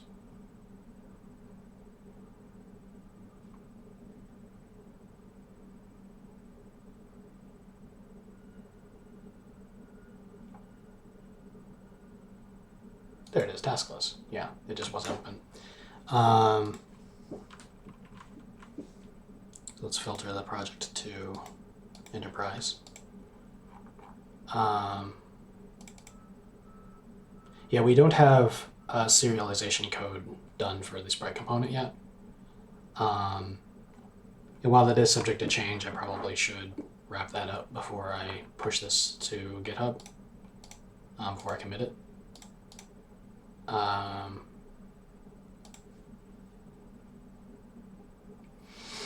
Stuff in the input class, vertex arrays. These are for all the other texture types that I don't support yet, but I will.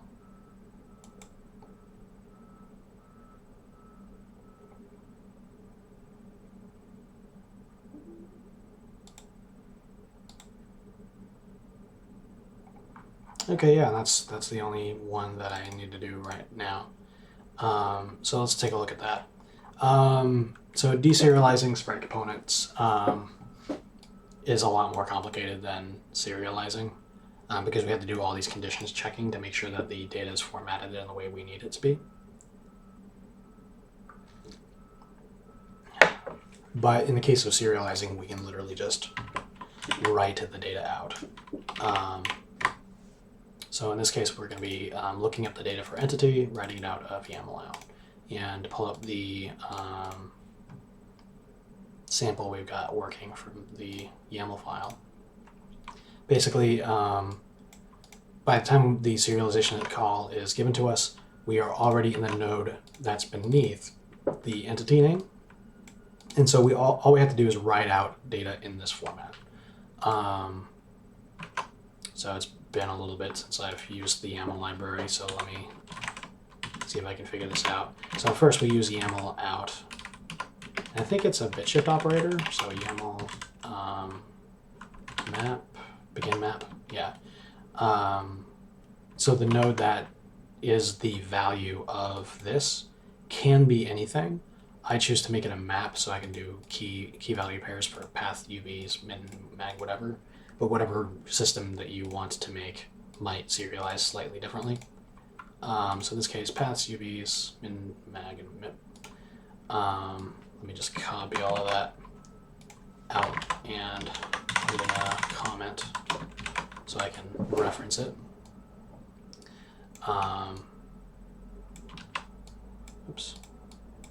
And that would look something like this. So begin map, then YAML key, and the key is going to be path.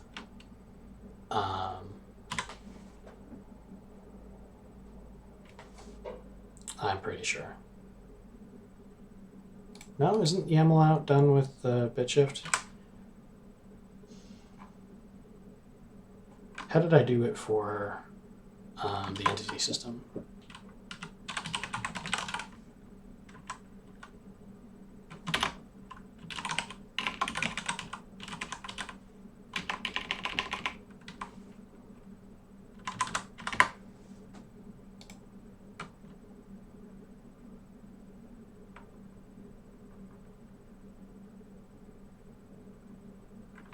So actually it is not done with bit shift. It is done with...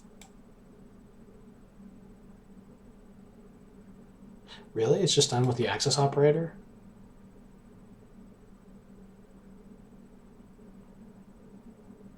Oh, that is far easier than what I was writing. Okay. I don't know why I got it in my head that you would... But then what is begin map used for? I'm sure that bit shifting is used, or the insertion operator is used somewhere. Let's go to scene manager.cpp and take a look at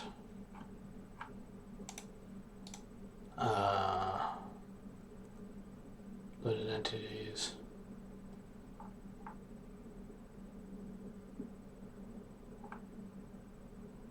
Save entities to text file. Here we go.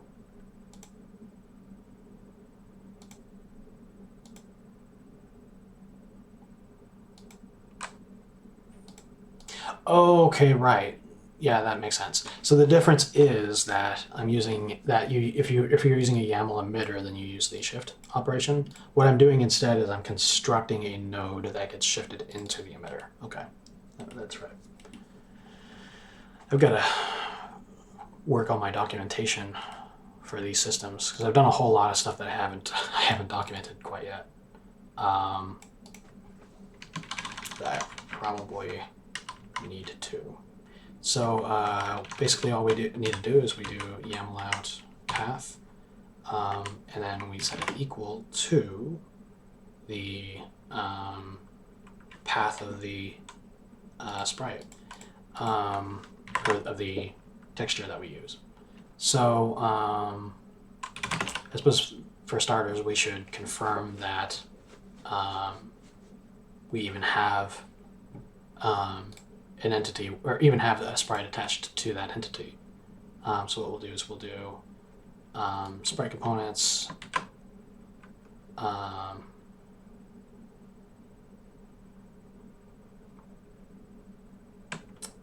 i.id. That's not quite right. I need to confirm that the entity ID, there's a lookup I've got in here somewhere, I just don't remember what it's called. Here we go. Sprite component indices. So we associate the entity ID with the index into the sprite components buffer. So we'll say if sprite component indices.count entity is greater than 0, I'll just do it like that. I should probably come up with a one style and stick with it, but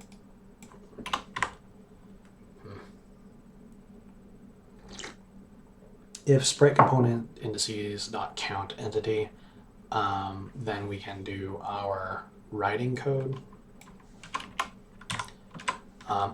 Else we need to do a warning.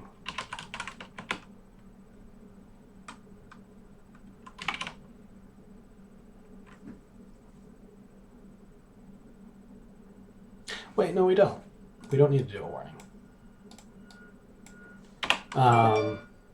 Because if I'm remembering right, the serialized sprite component would be called on every entity.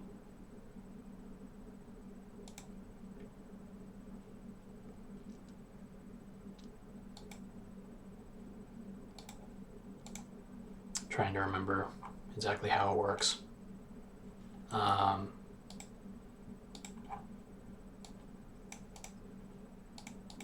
So we got save entities to text file.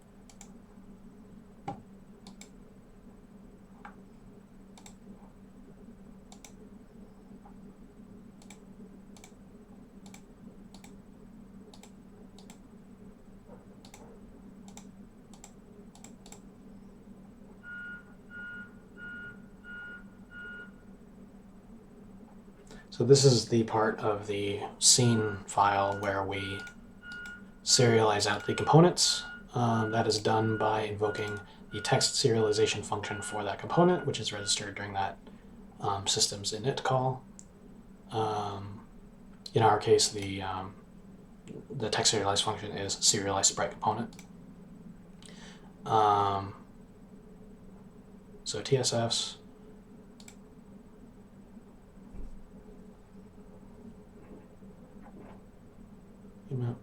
If entities dot size equals 0,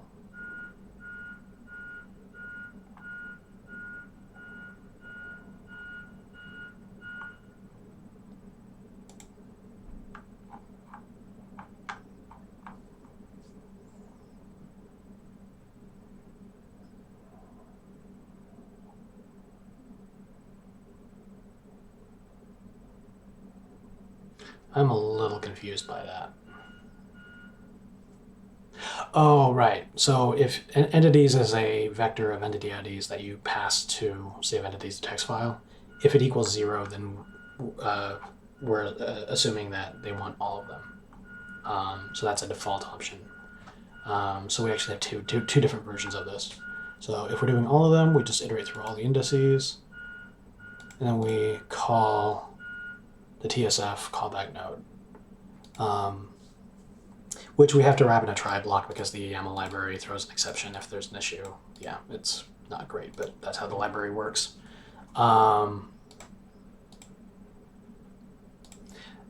So presently, we are just invoking the text serialize function indiscriminately. We're doing it for every single entity, for every single system. That's probably not great. In some sense, we do have to run logic on every single entity ID for every system, because we don't know which ones have, which entities have components attached, at least from this position. We have to actually reference the system to learn that. We do have a method for rather cheaply getting the list of entities that have a specific component attached. However, that only applies for the entire list of entities. I'm wondering right now whether it would be worth putting an optional parameter in get entities with sprite components, and in text serialization functions, text in entity lookup functions in the first place. So in the general case, not just for the system, to have an optional parameter that will allow you to limit the search space. So as it is, in this basic example of a system, we are iterating through every sprite component and checking the entity, or pushing back into the return value the entity IDs for every one. That's, there's not any wasted space if we're looking for every single entity.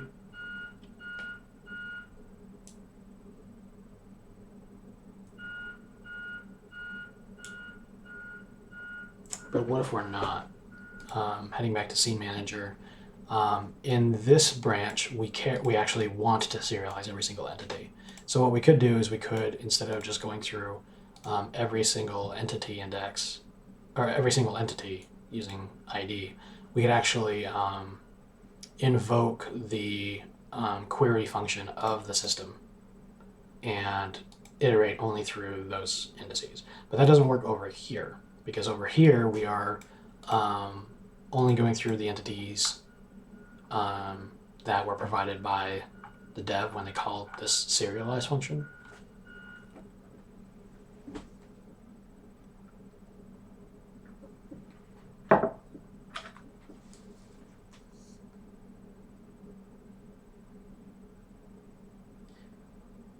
So if we were to try to do an optimization here by saying that we would have an optional parameter saying, I see which of these entities has a sprite component attached. We would first have to iterate through every single sprite component, and then we would have to check every single sprite component against every single, that's not an optimization. That's adding a level of complexity, because you're talking about for every single sprite component, you're checking against every single entity in the list of entities that you want to check against. So I think it's far simpler just to get them all and then ignore the ones that don't have entities attached. But that means that we'll have to do a silent discarding of the data. Well, not discarding, but we'll silently ignore invalid requests, because that's intended to be how we deal with it. So back into the serialize function, we just have the if it's in there, then we do the thing. Otherwise, we don't. Do we even use the results of the serialize function?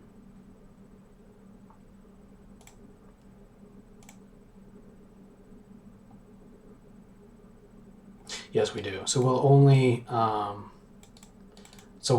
output if the return result is true. So yeah, all right, cool. So we'll do if else return false. Cool. Now back to where we were before. We need to get the paths now. So that would be trying to remember where I stored it.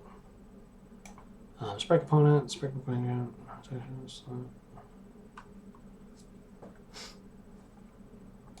You know what? I don't think I am storing it. So if we have a path as string, load texture, what we do when we go to deserialize the file is we are taking the path as a string and passing it straight to the load texture function. So I don't think I've got a method for going back from a texture handle to a path.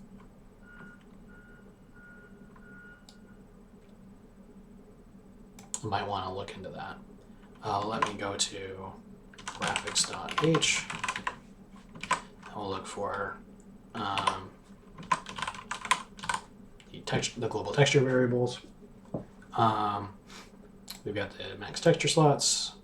Oh, this is .cpp. This is the wrong file. Texture. Okay, so we've got load texture from an image file. I suppose if we were tracking the path, it would be in this method. So let's see what we do with path. We check texture reference count at the hash of the path. So we do store the hash of the path in the form of the keys in the texture reference count table.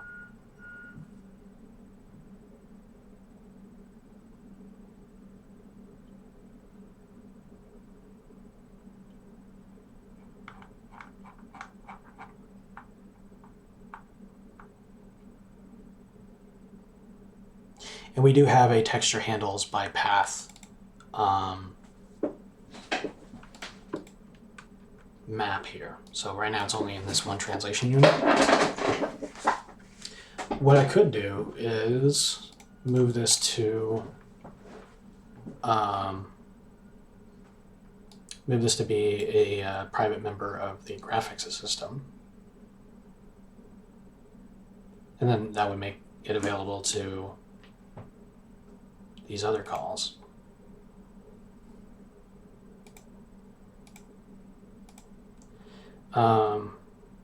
What I specifically need, though, is a getter that I can use in game-specific code.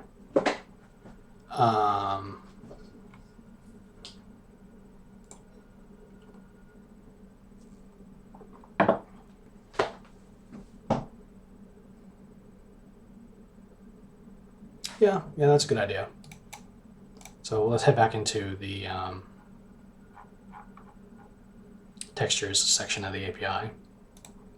So here we've got all the load for all the different kinds of textures, including fonts. There's the font load that we did last time. Then there's the get metrics for the fonts. Before delete texture, I'm going to add a getter. So static hash name get hashed get texture hashed path, and we will get the texture handle as the parameter there. And I'm doing get texture hashed path because that's the way that it's normally stored. And I think that in most cases, if assuming that there are other cases where I would use this, I might be passing around the path quite a lot, and it's better to just pass around the hash and then unhash it exactly when we go to serialize, as opposed to having like copying the string around several places. This will just kind of protect against redundant copies in the future. So now that we've got that, we need to implement it. Let's go back and do it in textures, and we will do it below all of the load methods. So that'll be above delete texture. Yeah, that'll be right here. And we'll do not static, but graphics get texture hash path. Oh, and get rid of the semicolon. There we go. And then we need to basically just return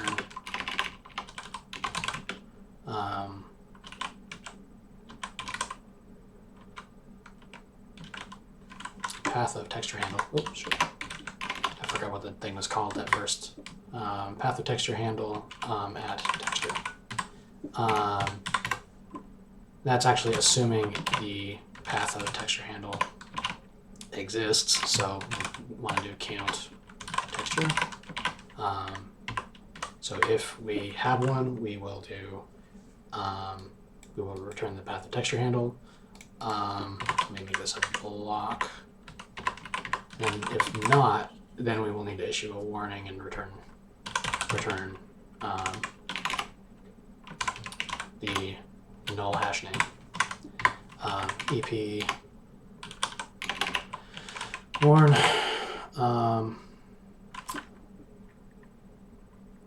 Yeah, this should probably just be a warning. And then if there's a bigger problem as a result, then that system can use EP error. So we'll say graphics get texture hash path. And we'll say texture is not a valid texture handle.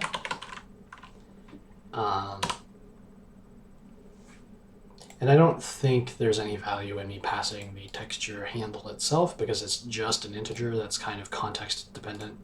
So I'll just do the warning and return hash name null. Cool. And now we've got a way to get the hash path. Let me put this in the sprite system. Where were we? We were here. So YAML out at path equals hash name to string. And we'll call get texture hash path on the texture itself. And the texture is going to be looked up using the entity ID. So we'll need to do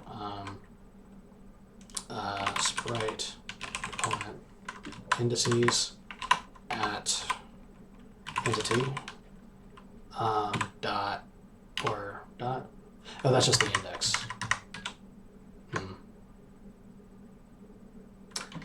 We should probably make a variable for this.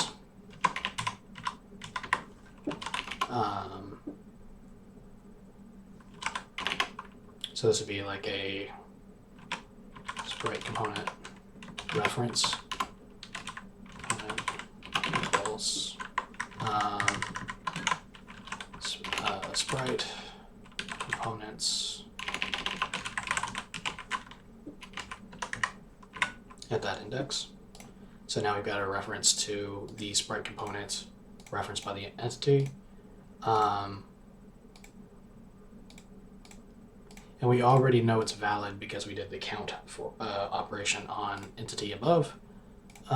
Cool, and now we can use this directly. So we'll use get texture hash path of component dot text. Is that right? Oh, I needed to put it in the graphics space.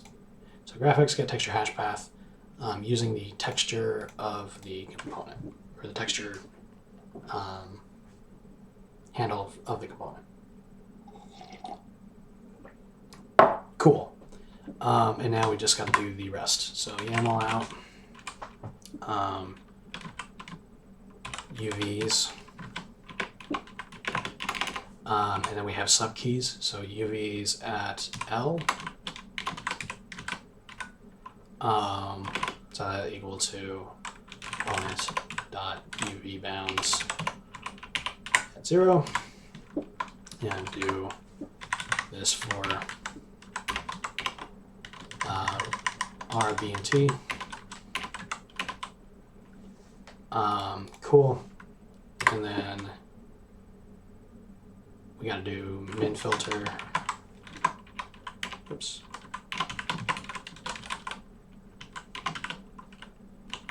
And mag filter. and then MIP mode. Okay. Min filter will be components dot. Oh.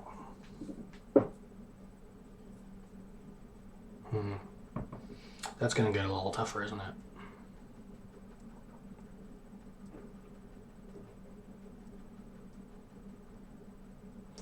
I don't think there's any value in having a way to look up which minification or magnification filter you have set for a texture in the Textures API. But we still, like, and eventually this is not even going to be part of the renderer API, because it'll be gone when we go to do texture import files, where we go to import the texture from a data file. The data file will tell us which minification and magnification filters we need, and so we're only serializing the texture, not the import options. But we do need it for now. So what I'm going to do is I'm going to start tracking min filter, mag filter, and MIP mode for each component.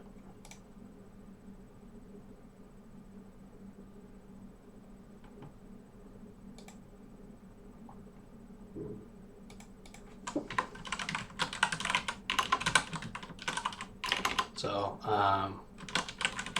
we'll do graphics, or actually it's not in graphics, it's just texture filter. That'd be min filters, STD vector, texture filter, mag filters, STD, that's not how you spell vector. What are you doing, Michael? There we go. STD vector, and then MIP mode, MIP mode.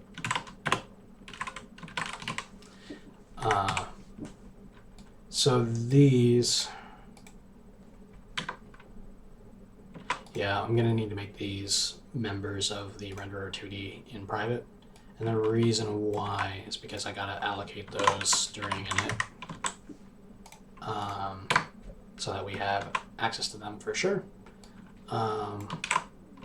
So that we have access to all the elements, I should say, without having to reallocate at runtime.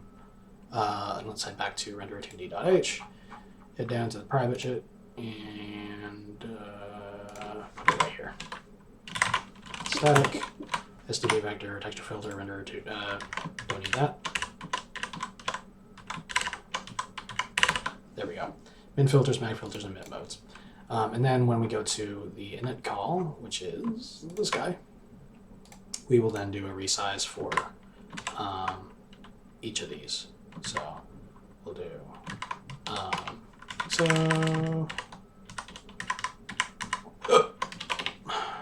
and we'll do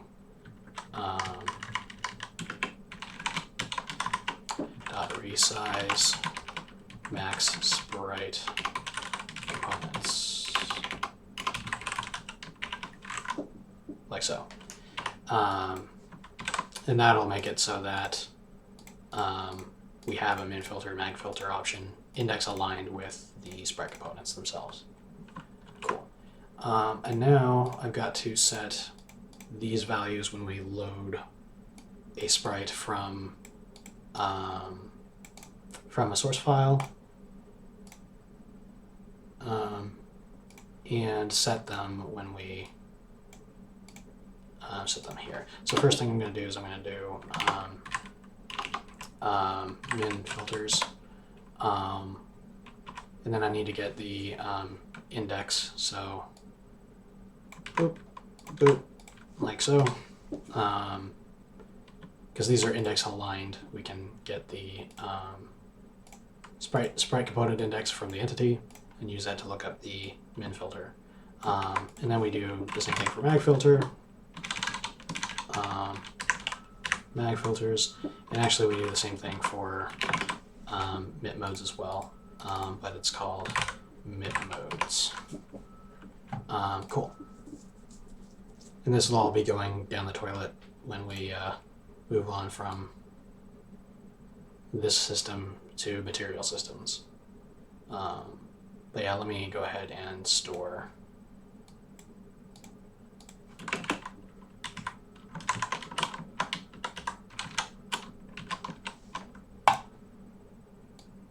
When we go to deserialize, we actually need to store this information now. So min filter, mag filter, mint mode. We need to store it now. So in this case, we've got Sprite component indices have not been set up yet.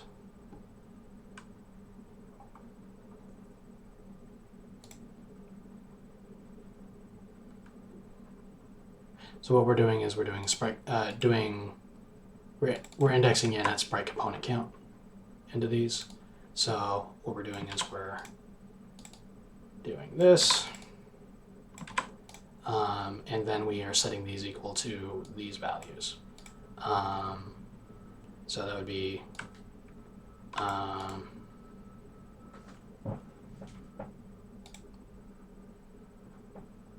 stir to text filter. Stir to text filter and stir to mint mode, those are helper functions that will actually convert the strings into the appropriate types. So we can actually just cut that out and use it for min filter, and then for mag filter. Oops. And then for this, good. And then we can just use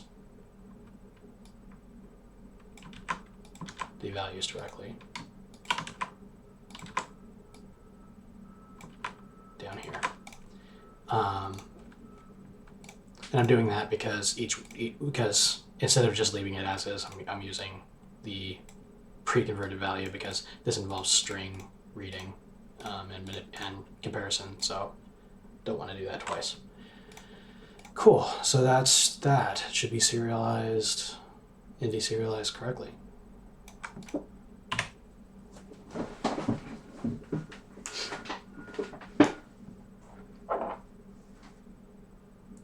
I guess the right thing to do then would be to test serializing the scene again.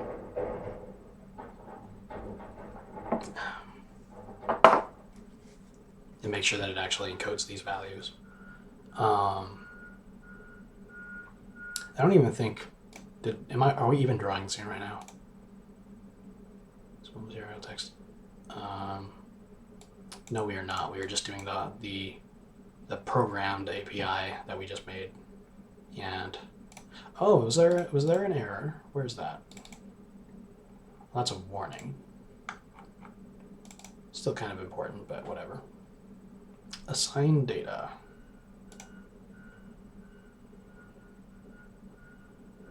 Use of undefined type YAML convert to type T.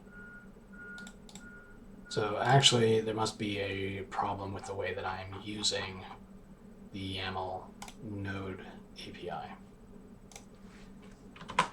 which, you know, I haven't used this library for all that long, so I'm just gonna look it up, confirm that I'm using it correctly. How to omit YAML for reference? Yep. How do we create the node, though? We also overload for YAML nodes in both APIs, so you can output existing nodes. Of course, nodes in the old API are read-only, so it's tricky to omit them if you want to modify them. So, but I don't care about that. I care about pre-constructing the node in a bite-sized fashion. So let's go to the serialization code for the entity. That would be save entities to text file here in CManager.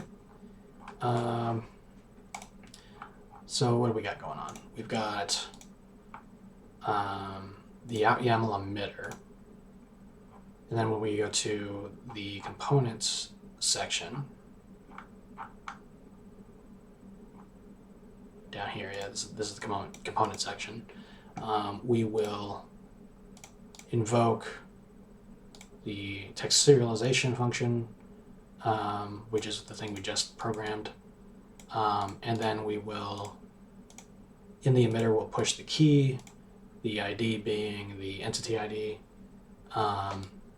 Then we push the value, which is going to be the node that we construct in the text serialization function. So we must be constructing the node wrong.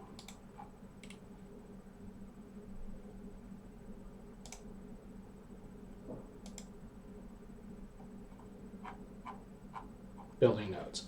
You can build a YAML node from scratch. So we got a node. We got a node with a key value. It is now a map node. Sequence push back first element. Automatically becomes a sequence.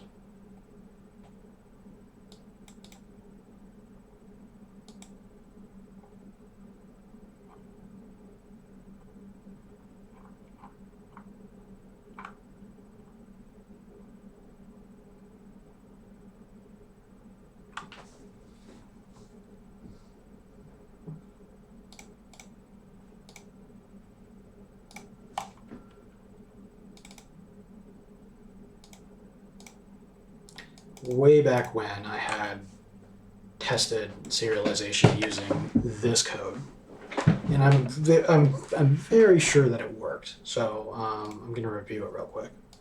So we construct the node like this, and then we just assign it data. So these are floating point values.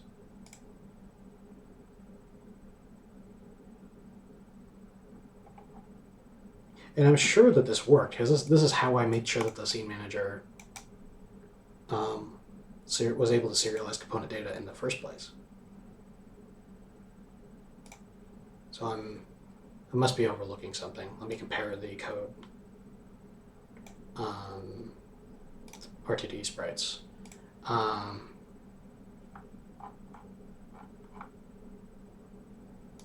There we go, serialize sprite component. So we got the YAML node already. We invoke YAML out path equals such and so forth. UVs.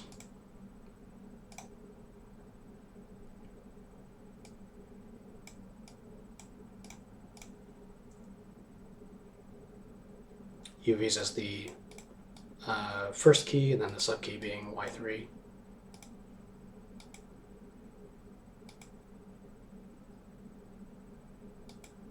The value that we're pushing out is a float. That should be fine. Oh, okay. Yeah. So what I was trying to do is I was trying to push out an enum type without converting it to a string. I was just being stupid and forgot it. So to do that part, do I want to make a helper? A helper method? I think probably, yeah. I think I'll probably do like a conversion function back to a string, just to keep that code clean. But I could probably do this as an inline, because it's basically just a lookup for const-char string. So what we'll do is we'll do const char pointer, and we'll do text filter to string, and we'll take a texture filter, and we'll do switch filter case texture filter linear, right, and then case nearest. And I don't have anisotropic filtering set up quite yet, but I know that I will as soon as I bother to get the extension loaded. So what I've been doing is that whenever I would use it, I just put the case in the code and then comment it out, and then I can, when I go to implement it in the future, I'll just see, okay, here's a place I need to do it and set it up. But basically, we just return the string. In this case, where we'll be returning linear return nearest. And we're doing it as a const char instead of an std pointer or std string, so that we're not copying data back and forth. We're just doing a pointer to something that's going to be in read-only memory. Good. And actually, this can probably just be return. I'll just go ahead and add it. Return anisotropic, like that. We'll see whether I switch to a material system or first, or if we switch to adding anisotropic filtering first. But why not default and panic to really catch it? First of all, hello, welcome to the stream. Default and panic to really catch it. I'm not a professional programmer, so I'm not sure what you mean by panic, but I do want to do EB assert no entry.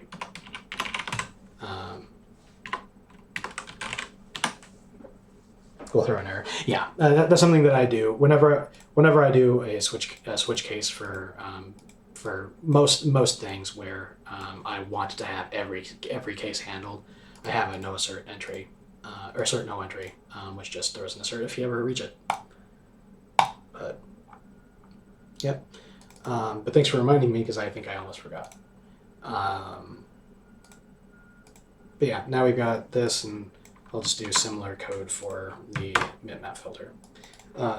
Yeah, so what I'm working on right now is I'm just wrapping up details on my very basic 2D renderer before I move on to something else. The last detail being that I haven't actually set up serialization yet, so when I go to serialize a scene that has sprite components attached to entities, I don't actually have it saving the component data, and so I'm doing that now. So we needed to do a mip mode to stir. In this case, we're doing a mip map mode, and we'll do a switch on mode, and we'll do mip map mode, linear, and then nearest, and then we need a none. Boop. None and none. Cool. And then we'll use these when we need to serialize down below, which was here. So my mistake before was that I was trying to just directly serialize the enum type, but that doesn't work because obviously, it's not a string. So what we'll do is we'll do, but I only need it for these top two. Text filter to string for the min and mag filters, and then mip mode to stir for the mip mode. Cool. And let's see whether that compiles. Let's see what I broke, if I broke anything.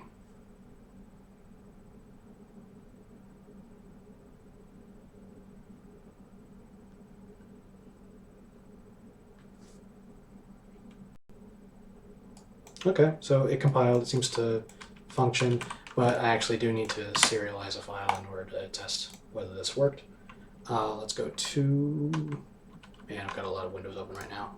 Close all but this. Now we're at the test state where we're testing everything.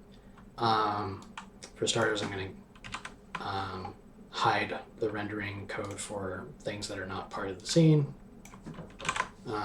Draw scene. Good. And let's just quickly check that the scene is loading, because I did actually go in and modify the read code for the scene. Yep, it's loading. We got three sprites loaded from the scene file, with nice anti-aliased pixel art. And now from here, I just want to serialize it back out. So up in the init call, when I go to load the scene, here, this is where I load the scene. I'm going to immediately go to Scene Manager, save entities to text file. I will give it a data path, test serialize scene.yaml. And then I will leave the second parameter unset. That will that'll just default to serializing every entity in the scene. So let's hit save and F5, and let's watch the data folder. Yep, very good. And if we go to the data folder,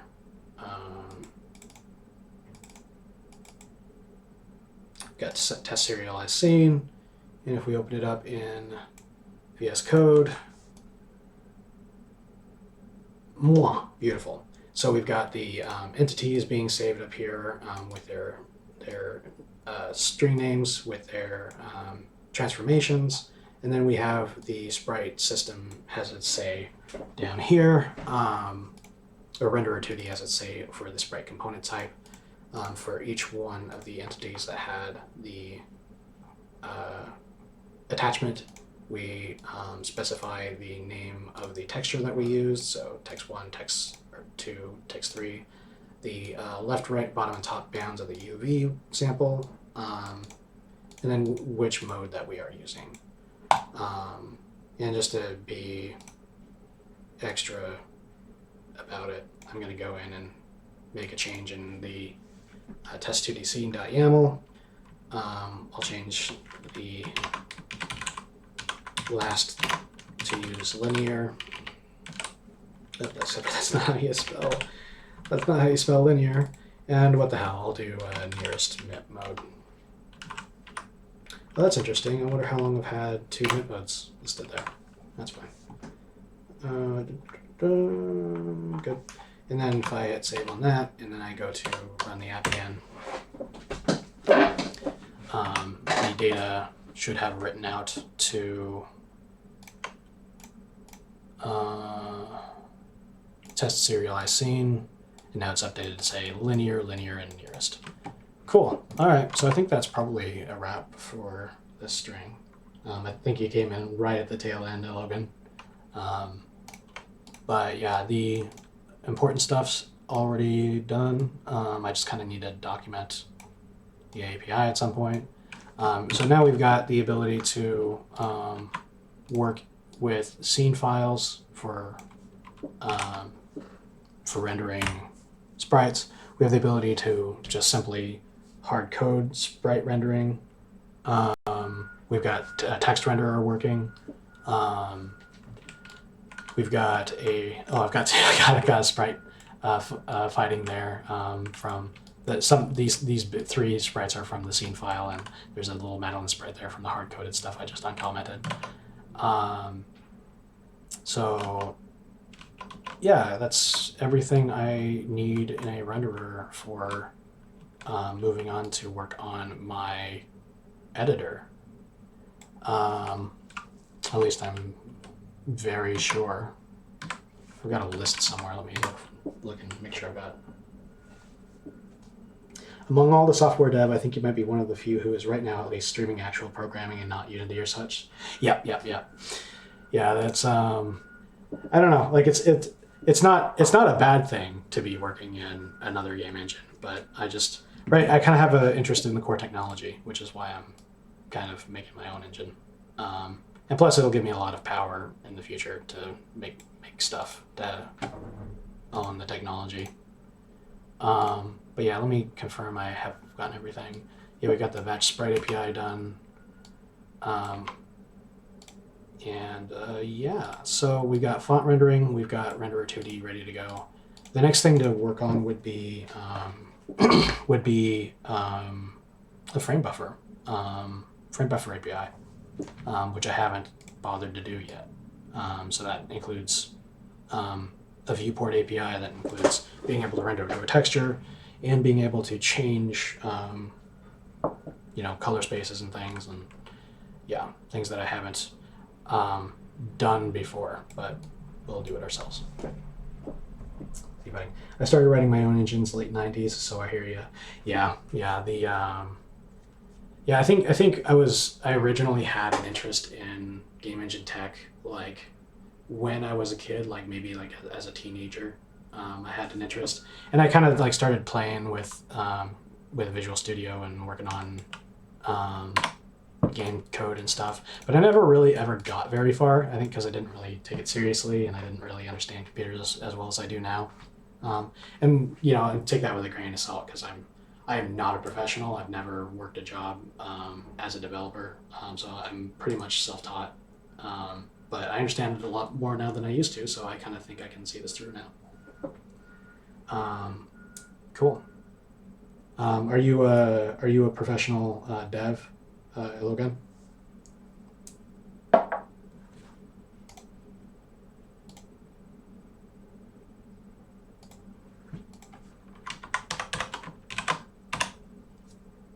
Yeah. Oh, thanks for, I'm trying to make it look professional, but I've never worked on anything quite so big before. Why don't I work as the dev? I might at some point. My trade is to be as a sound designer and a composer.